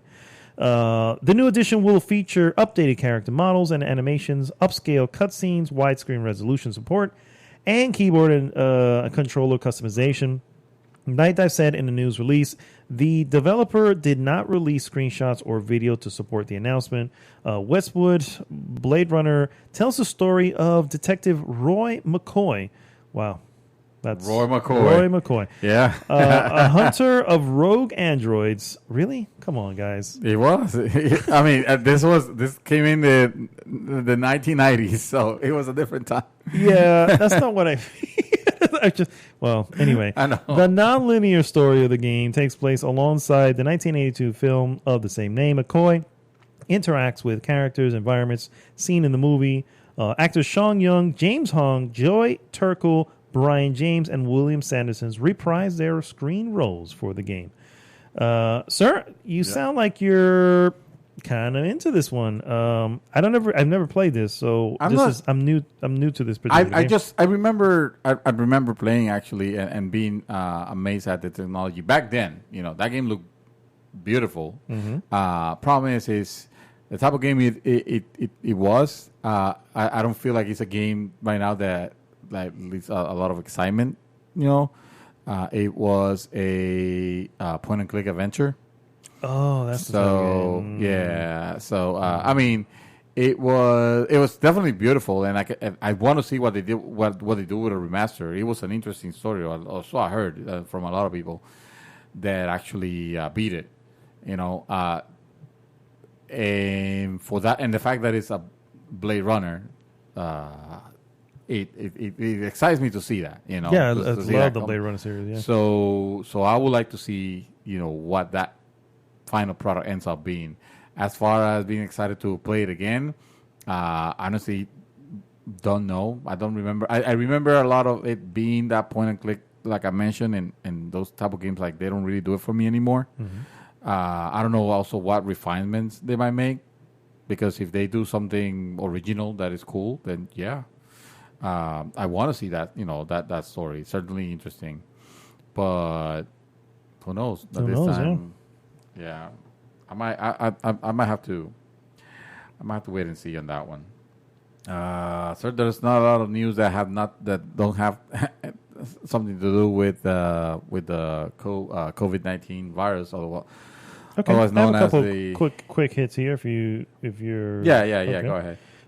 First and foremost, Control's first expansion is called Foundation. What? And it's coming out on March 26th. How come I don't have that? I don't know. Jesus, that's important. Control. Can't wait. One of the best and weirdest games of last year, but Remedy isn't done exploring the oldest house just yet. The developer announced this last Thursday, yesterday, that game's first expansion, The Foundation, will release March 26th. They made the announcement via their Twitter account and included a short teaser.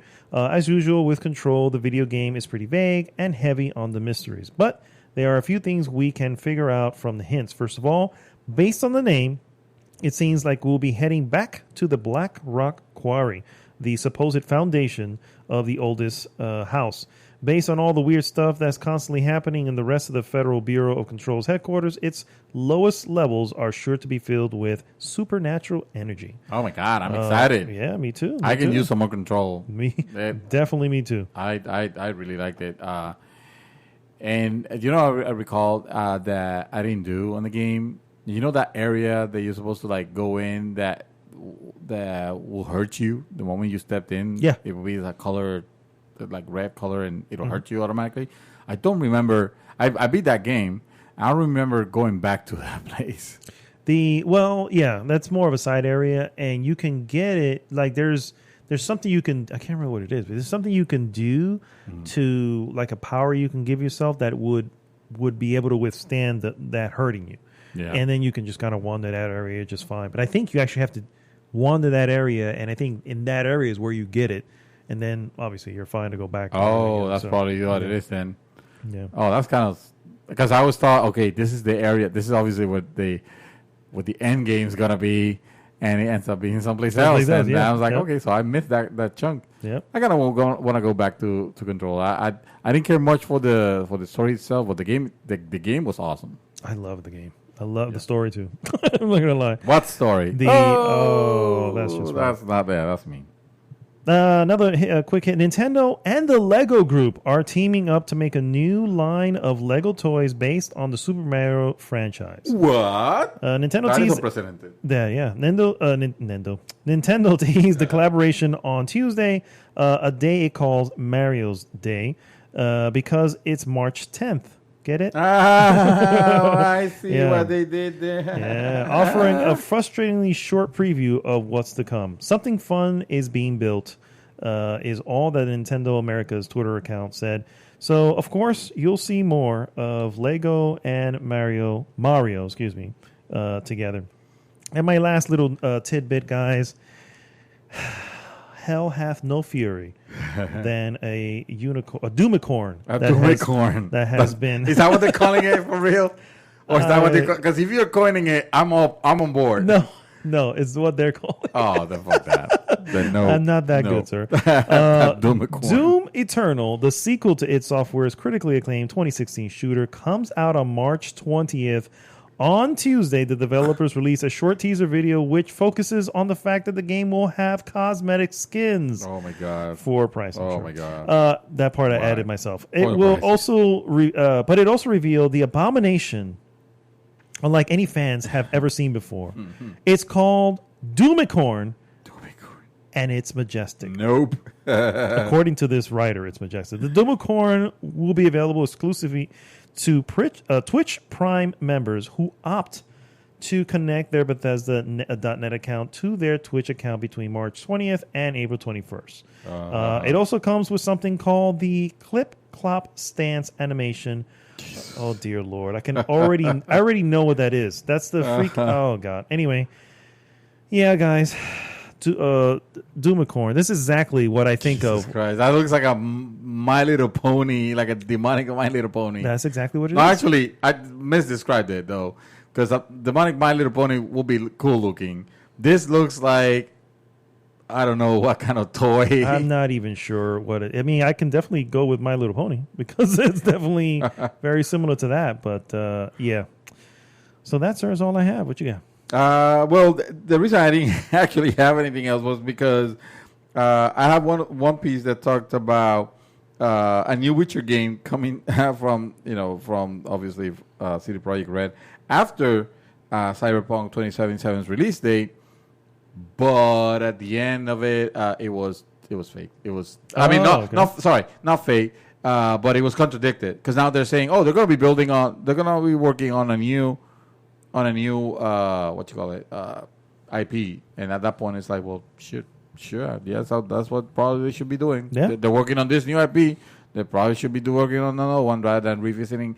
I mean, don't get me wrong, I love The Witcher. It was great, but I don't want another Witcher game right now. It's or the next game doesn't. I don't need Witcher 4. Let's put it this way. The reality is, if they are, that's like 5 years from now. 5-6 years. Yeah. You know what I mean? So it's nowhere near close. So you don't want it now, but we're talking 6 years from now. I'd rather see, and this is pending the fact of course that Cyberpunk it's great. Mm-hmm. I'd rather see a Cyberpunk 2 than another Witcher. And again, nothing against The Witcher. It's a great title. It's just it's the horse. I know.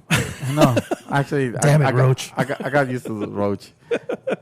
But I don't like about the not that I don't like, but yeah, I guess I don't like about the Netflix Witcher series is the fact that they changed Dandelion's name. They didn't.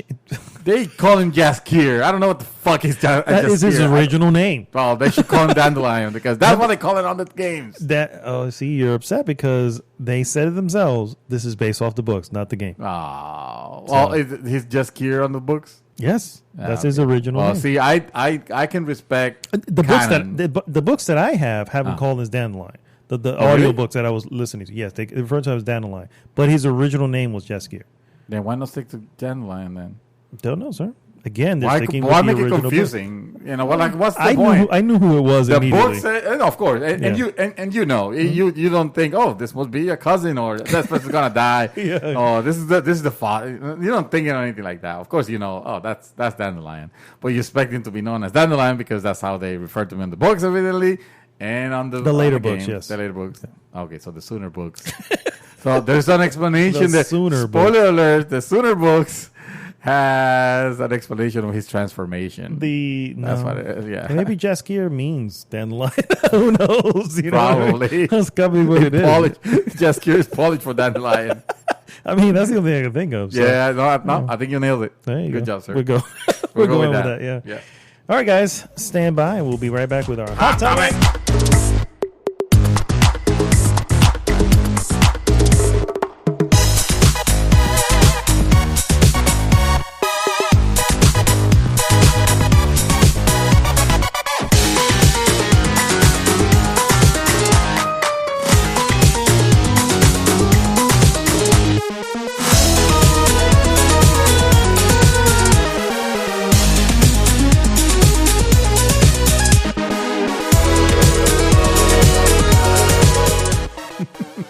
And we are back.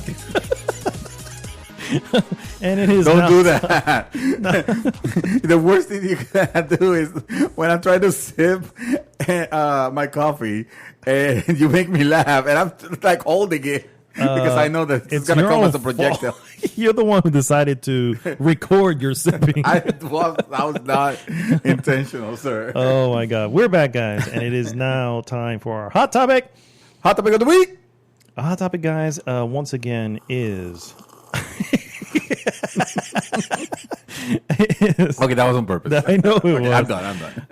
Is E3 being canceled, guys? Unfortunately. That's crazy. It is crazy. That is crazy. Everything is crazy. The whole world is crazy. Right now it is. That's for sure. Oh, man. 2020. I'm telling you. It's only March. I don't think we get a 2021 after this. I mean, the end of the world is happening, right? We all know it's coming. As we know it, yeah. So, I feel fine. Me too. It's the end of the world as we know it. I feel fine. So the question comes with what happens now, right? First and foremost, how did you take the news? I mean, the news of it. Yeah, where were when you? E3 got canceled? Yes. So I had a feeling. I think we kind of mentioned it maybe last week or the week before, something like that. And I was like, it's happening next. The more I look at it, it's like, and I mean, from the point of where we're at, it makes sense. But we were talking about it happening before when we started seeing all these companies saying, "Hey, you know what? We're not gonna not gonna have our presentation." Because of concerns with COVID-19 or coronavirus, we're just going to have a digital event. Or you saw these companies, doing that. Yeah, and that got me wondering. Like, okay, so all these companies are pulling out, for this reason.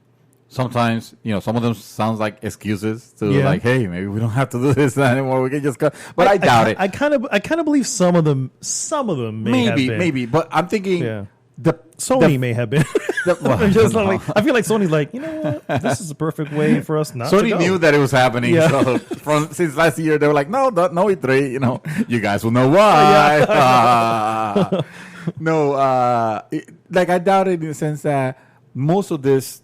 Most of the expenses would have had to be paid by then. So a lot of them are losing. The money's already there, so obviously, they're losing money by making this. There's even a fund that started for GDC to help smaller companies, smaller like indie companies, kind of recoup some of that money that they spent to try to get there for GDC and wasn't able to do it. And that's a good idea. It's a great. I think it's. I don't know if I posted it, but I remember sharing it.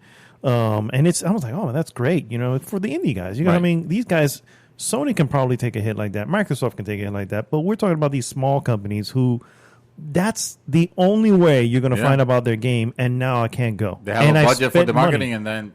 Exactly. E3 is a huge place for that, and obviously they're probably being affected. So I can see them doing one as well for there. I figured that was going to be, E3 was going to be next because of that, because of all the cancellations that were happening early. And the increase. It's, the news. You look at the thing, it's like, well, it's still kind of going up. So, we're still kind of spreading here. So, it's hard to, honestly, it's hard to be upset about it. Agreed. I mean, yes, at the first time I was like, no, E3, I kind of wanted to see, even if it was shadow former of itself. Which it has been. Let's be real. I was still rooting for it because I like that season it's basically Christmas in June. Yeah, it's fun to know, especially now. Nothing more exciting than the E3s with the console reveals. And I was so mad at Sony for not pulling. They're releasing their console supposedly this year. Supposedly, I said, because we haven't heard jack shit. And I was so sorry because it almost felt like they ruined E3 in a way. But no, actually, it turns out it's not their fault. It's not obviously. Or is it? Yeah. No, it was the right call to make. After all, and we realized this is the sense that they cancel E3 is not the topic. What should be the conversation here. Aside from the actual cause itself, should be, does this finally sets up the tone for companies to go, like you were saying at the beginning of the podcast, saying like, oh yeah, we missed E3 and we still got a message up. Yeah, we're still able to find a way, and we didn't have to spend we probably could have saved more money if we would have known. And I think the writing was on the wall earlier, right? Because first Sony, right? And it's like, okay, well, Sony wasn't there last year, so big whoop. So they're not going this year. But then Jeff Keighley, then 8-Bit, you know what I mean? And all these people are pulling out. These guys who make events around E3, and suddenly it's like, man, they're looking at like, you know what? No, we're not doing it this year.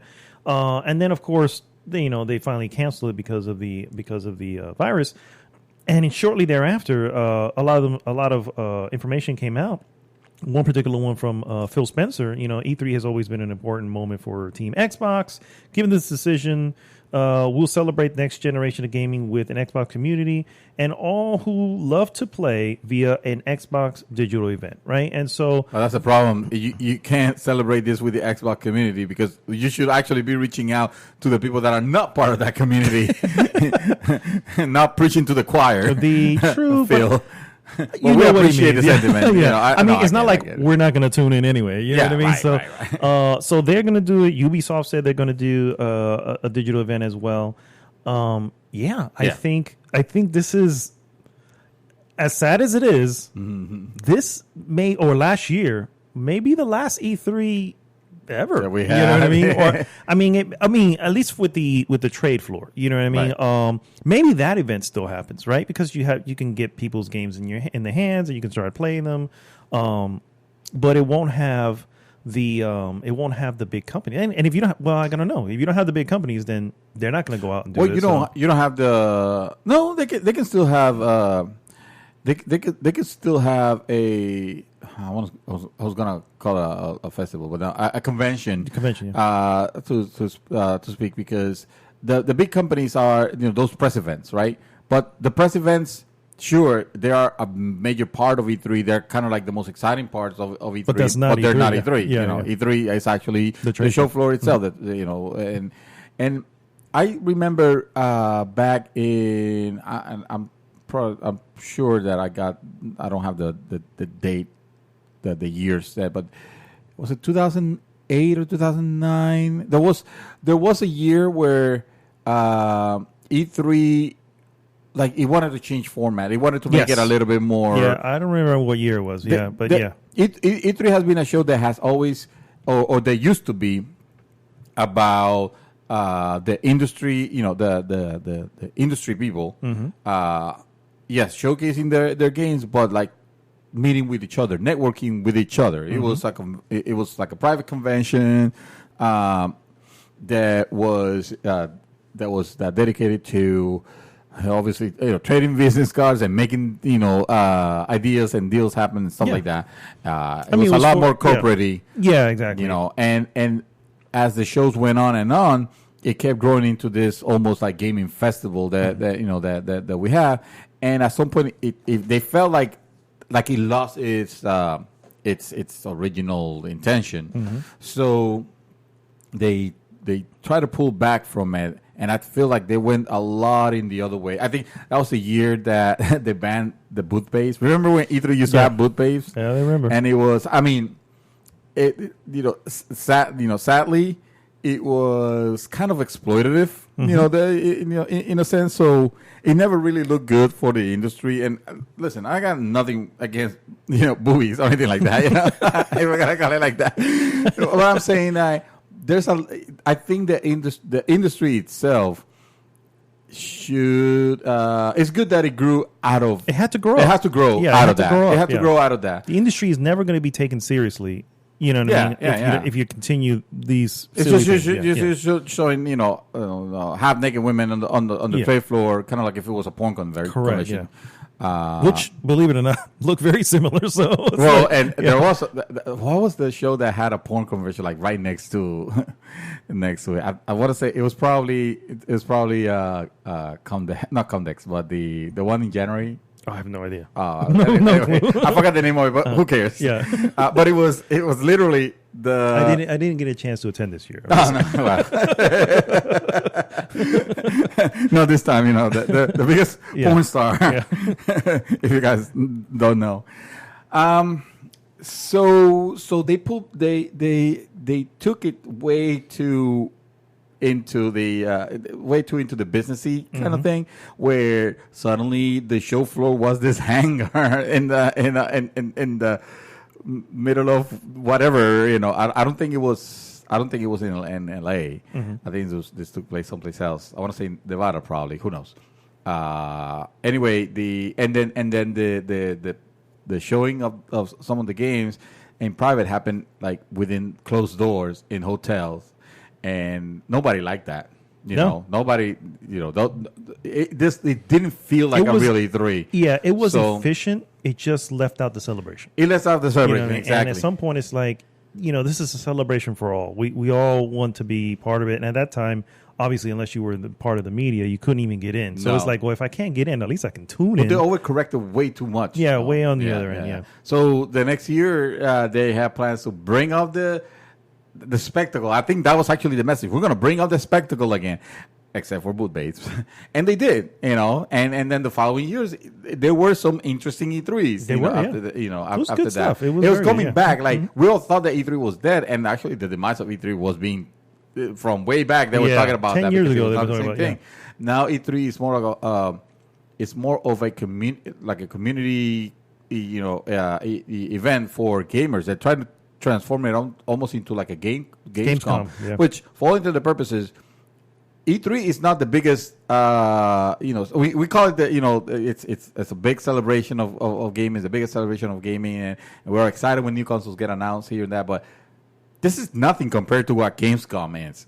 The attendance here is usually like in the 20, 30,000, 40,000 people, stuff like that. I know it's like a quarter of it's like exactly. Well, Gamescom, we were talking about 200,000 or Gamescom almost. There's a portion of it that is not open to the public, and then there's a portion that is. Yeah. And the public is hundreds of thousands of people. Yeah, a lot of fans. And so that's what they're trying to make E3, they're trying to turn E3 into. Mm-hmm. And I say, yeah, that's great. But then if that's going to be the case, then of course this year they can't have that, because you can't even have gatherings of over 1,000 people anymore. And for now, right? Yeah. So it just basically don't go into big areas. I went to Gators last night I ordered, and it was a big foot, and I got there and it was like super packed. I'm like, we're definitely taking to go. Yeah. Spray some Lysol on it while you're at it. It was so weird, but no, I don't know what it is. I think it's 1,000. If basically in the large convention area, you just kind of don't want to be there, because it's obviously the likelihood of it spreading is easier there. But it makes sense, and I think for a gaming convention, it makes more sense, because not only are you like in contact with people, but you're in contact with items that they are in contact with, right? Because everyone's going to go up and play a game, and the next person comes in, and you're passing controllers, you're passing freaking VR devices, that they're wearing on their heads, and I mean, the likelihood of getting sick normally, without a virus out there is high anyway. You always hear the tales of the media people MegaCon. coming. When we went to MegaCon, I came back like, and I was like, Jesus. And by the way, MegaCon is still happening. It's in April, so that's not canceled. Not yet. Yeah, it's still happening. Wow. MegaCon here in Orlando is obviously a convention. The Orlando E3. No, I'm kidding. Yeah. not even a close. Yeah. But no. Anyway, you can obviously understand the reason why they're doing it, but I really feel that it's a shame, but I feel like this is going to almost prove to them. Man, we really, something that Nintendo has been doing for the longest now. Yeah. They're like, yeah, we'll be there with our booths and also, the booths and everything to play games, but we're not going to do a convention. We're just going to do a digital thing to go out. We don't have to rent this huge hall just to have a bunch of people there to do announcements, but we can do that to everyone and it could just go to everyone. Yeah. So I kind of think it's going to open up or rather force the hand for them to say, yeah, we might as well just do this. So what? So, and I get what you're saying, and I agree actually. But I was wondering if maybe E3 doesn't have to die. Like that. We're taking that in mind. Yeah. It could evolve into something that is different. Because I don't think that. So you have a convention that. I mean, for the organizers. Obviously, it makes them money, right? Or they wouldn't be doing this if they were just losing money. So the ESA's interest is going to be on having some sort of show, some sort of spectacles, whether that means that, neither one of the big threes are going to be there. They'll still have an open show floor for whoever wants to, show their wares. Show a game, yeah. So we might not. It might be a situation where we don't experience the E3 like we used to, but then I feel it could end up being a Penny Arcade show kind of thing, right? Mm-hmm. If it's properly organized and suddenly the emphasis is not so much on the big three companies that are going to be there. It's more on, hey, let's just let the fans play the game. Yeah. It's no longer about... because Penny Arcade is, or PAX, is... PAX. it's... I don't think they call it the Penny Arcade Expo anymore. So my bad. Thanks for correcting me because, they're not related to the PAX anymore. They just call it PAX. So but they also they specialize, and that's usually a market awesome for... And I would hate to see the big companies overshadow the smaller guys in the PAX, because that's really what PAX is for. It's for the indie market. But who knows? Maybe it's something that can be broken up. You know what I mean? Maybe ESA can say, listen, we won't do it all together. We'll do a couple separate events throughout the year. And it'll be, I don't know, E3 spring. I feel like that, and then E3 fall, and it'll have your separate things. And I mean, that could work, but at that point you are segmenting it kind of like you're doing like PAX, right? That's what I mean. Because a lot of companies, they're planning on showing, because they have PAX showing once. Yeah. That's what I'm saying. PAX is more of a celebration of gaming than the place that the reveals happen. Even though there might be a few reveals here and there, but with something like E3, I feel like if you want to still keep the cachet of what the show is, as much as you want to preserve it, I feel like it should be kept to the once a year event that is bigger than anything else in the States, because it's not going to be Gamescom. No. It's not going to reach that, and just focus on that. On that, not necessarily the indies, but don't make your convention so dependent on the big three showing up to carry it. I guess Sony has kind of proven that they don't really need it, but generally the main reason the big three show is because they're showing it to not just us. Actually, we're just a happy accident or a happy inclusion in it. You know what I mean? But it's really to show, the big companies, the ones who are going to be selling their product. Amazon, Walmart, all these guys. That's usually that was the main reason. Yeah, that was the main reason. Yeah. Before I would say I think now we're the main audience. We are because the message is getting out to them in other ways. Yeah. You know what I mean? So that's what I'm trying to say is like I don't know if it'll be that and can it be that without the big three? Can it be something because Gamescom has the big three? I mean, they go out to things. So can it be something as E3 was if you don't at least have some of those major players, because that's really what it is for, Sony obviously has its own, had its own, they haven't done it in a few years now, but their PlayStation experience, obviously that's for the PlayStation, fan base, but the other ones didn't, and it was just it was the place to view and see, and even if you were on the trade floor, or on the main show floor, you have all these companies or all these media sites that would show the newest game and have a little section for each particular developer. And it was like, that's why I took all those days off. Cause I'm like, I want to see, some of these games and see how they're playing. Yeah. And it looks to me like it's, if you don't have those big three, then sure you have the indie games, but it's not. It's like I can watch that, but am I going to watch that is that really going to be as massive as it's never going to?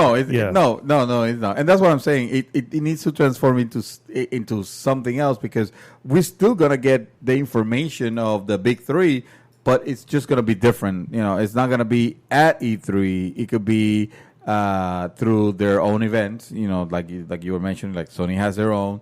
And Microsoft, it's obviously they're planning now to change.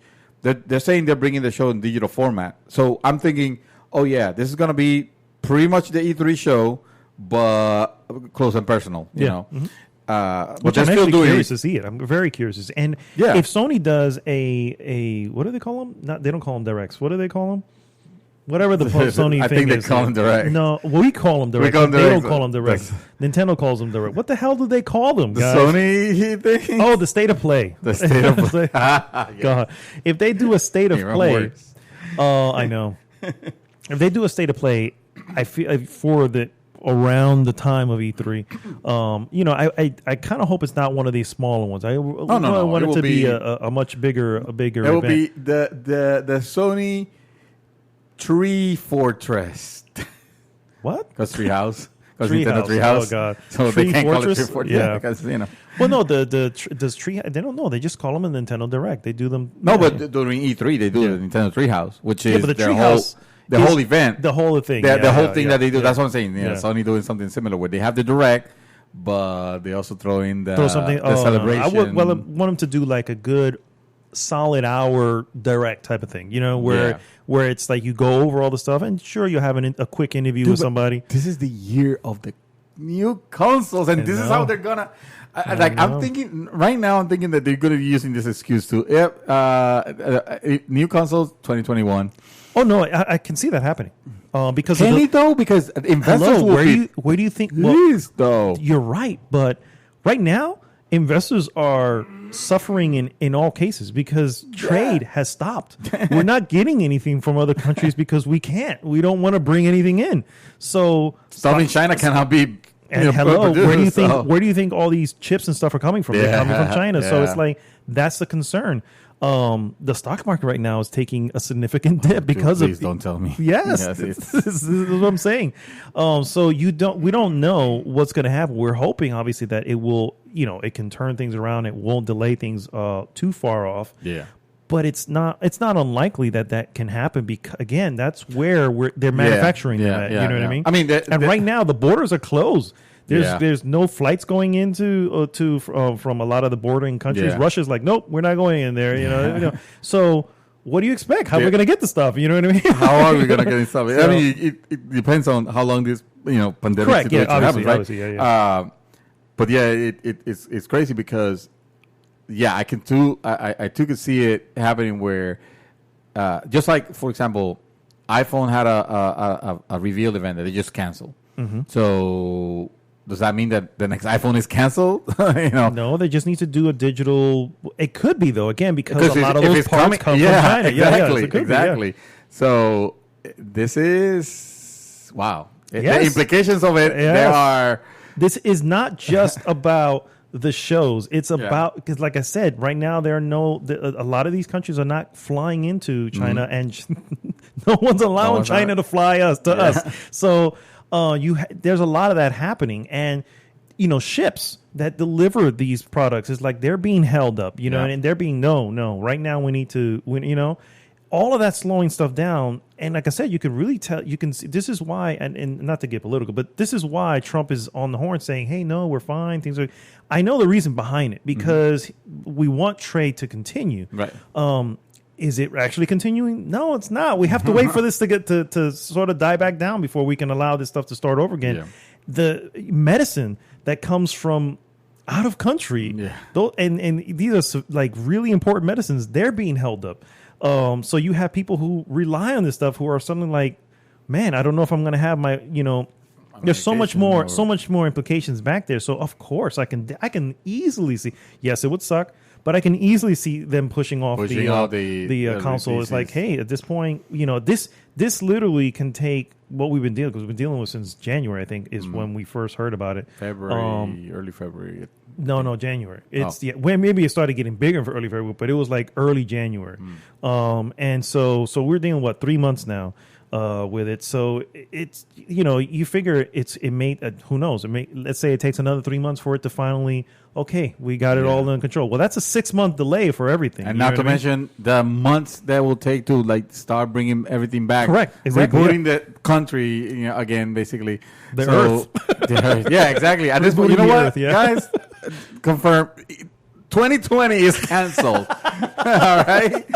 See you guys in 2021. Exactly. We have nothing to discuss because nothing's happening for the next. No, I'm kidding. But yeah, that's the part that I guess if you're not people are not following up on that, they're just assuming everything's gonna be fine. No, everything is being put on hold for a reason. Yeah. The latest news that we had where the NBA got canceled, the E3, that is the latest stuff. We've already been canceling stuff for a couple weeks now. You know what I mean? Yeah, hence the reason why we were like, E3's next. Absolutely. It is not feasible that they're gonna have an event. Correct. And of course now. We know for a fact. For sure, yeah. And we expect, I would say, probably expect news of, delays in pretty much everything when you think about it. I mean, like I said, the only thing is games, because games, they come in digital form. Maybe the hardware for the game may be a bit, but I believe those are pressed here. But true, but we'll be talking about the delays in games could happen also because suddenly...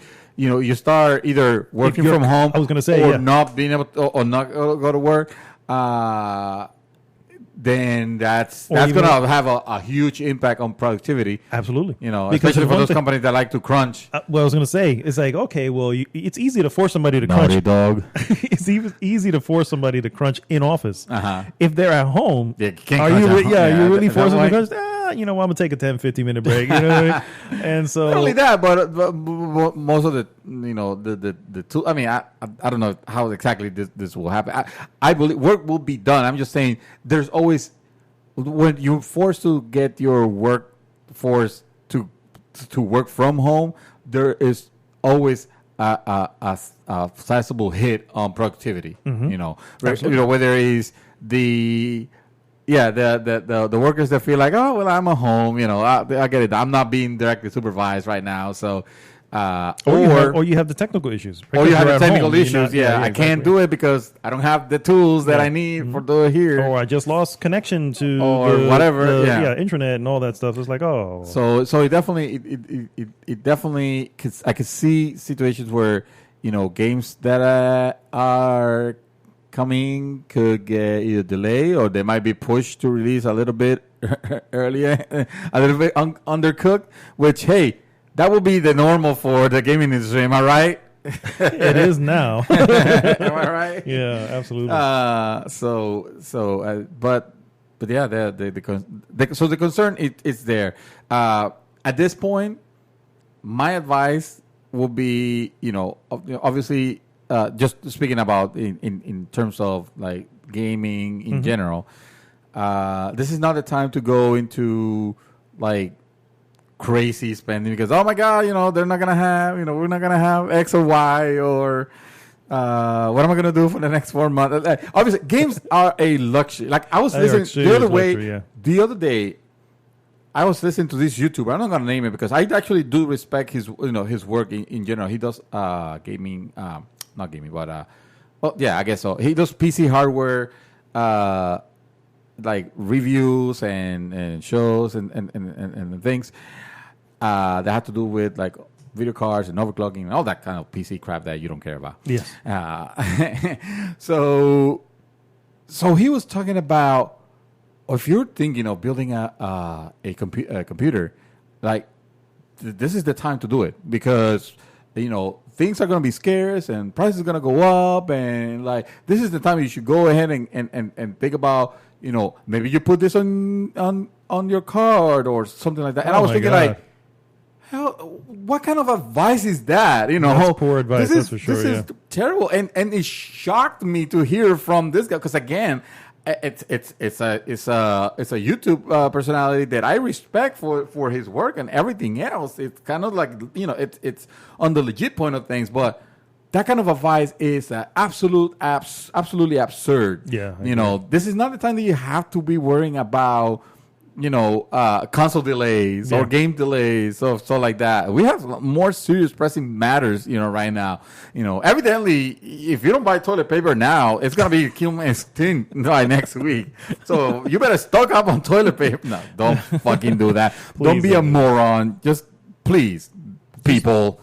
Fucking hell with fucking hell. I can't even. Yeah. Anyway, no. So bringing it back. So this is not the time to go into like fearful spending, especially of commodities. Like video games are commodities. Consoles are commodities. This is not something that you'll need, and it'll come back. The human species has a matter of persevering. In the face of course, difficult situations. Things are going to be. Yeah. In the end, things are going to be okay. Yes, it's going to be difficult for a little bit, but again, like you said, these boxes and the stuff that we do, and they're a luxury. They're not meant to. It's like, hey, they'll still be there. We'll still get some in the end, and if the console gets delayed, don't worry, it's still coming out. It just gets delayed to next year. Then wait until the fucking next year. It's not a big deal. I mean, you probably have tons of games anyway, and a huge backlog. Take the opportunity. To go through your backlog. Backlog season has been extended. Exactly. Yeah. E3 is not happening anymore. You don't have to worry about what's coming new. Yeah, you have a shit ton of games that you're playing right now. I got a bunch of sitting there just catching dust. Yeah. E3 canceling. It is a bummer. It is a bummer. Yeah. But it could not have been a better decision, because we are in a situation right now. We are in a state of alert or emergency, actually, and this is not the time to be concerned about console announcements and video games and stuff like that. Yes, you listen to us. You see the trailers of the games. You play the games. You get entertained. That I will encourage 100,000-fold. Like you mentioned, this is the season to get into the backlog and just go at it. You'll be surprised at the the amount of fun that you will get out of a game. I mean, look at me playing The Division for almost a month now. Division 2 almost a month and not playing anything else. I don't know, but I'm getting entertained, and that allows me to relax a little bit. So do that, but don't stress out about we're not having an E3. I'm not gonna know the announcements already. E3. We'll get some announcements. They'll come differently. That's all. They're gonna come. Yeah, they're gonna come differently, and this too shall pass. This too shall pass. Exactly. I love that one. High five on that. High five. This too shall pass. All right, guys. Well, thanks so much for tuning in to an awesome episode 203 of of GG's Mouthful Podcast. As always, guys, please go to goodgame.rocks. Join the conversation there. And, of course, please like, subscribe, and share the podcast with everyone. This is Mad Dog signing off for this week. Mr. Santos, I know, man. I'm still full of the and a little hungover from that episode 200 celebration that we had that many weeks ago. Yes. It's crazy. I don't know how it stays with you, man. It gets in your blood. It was so cold also. It was freezing, bro. Like after a while, I was like, why are we doing this? My wife was like, why are you guys doing that outside? Yeah. Like, I don't know. But it was feels fun, good. It was fun. Great. We're in outdoors, and that was pre-COVID-19, evidently, because we were outside, we were on the outdoors. We were very, very social. Today we're in quarantine. We're not allowed to leave this room, so we're gonna be playing a shit ton of Super Smash Brothers. Let's do it. Super Smash Brothers to death. All right, guys. We'll see you next week.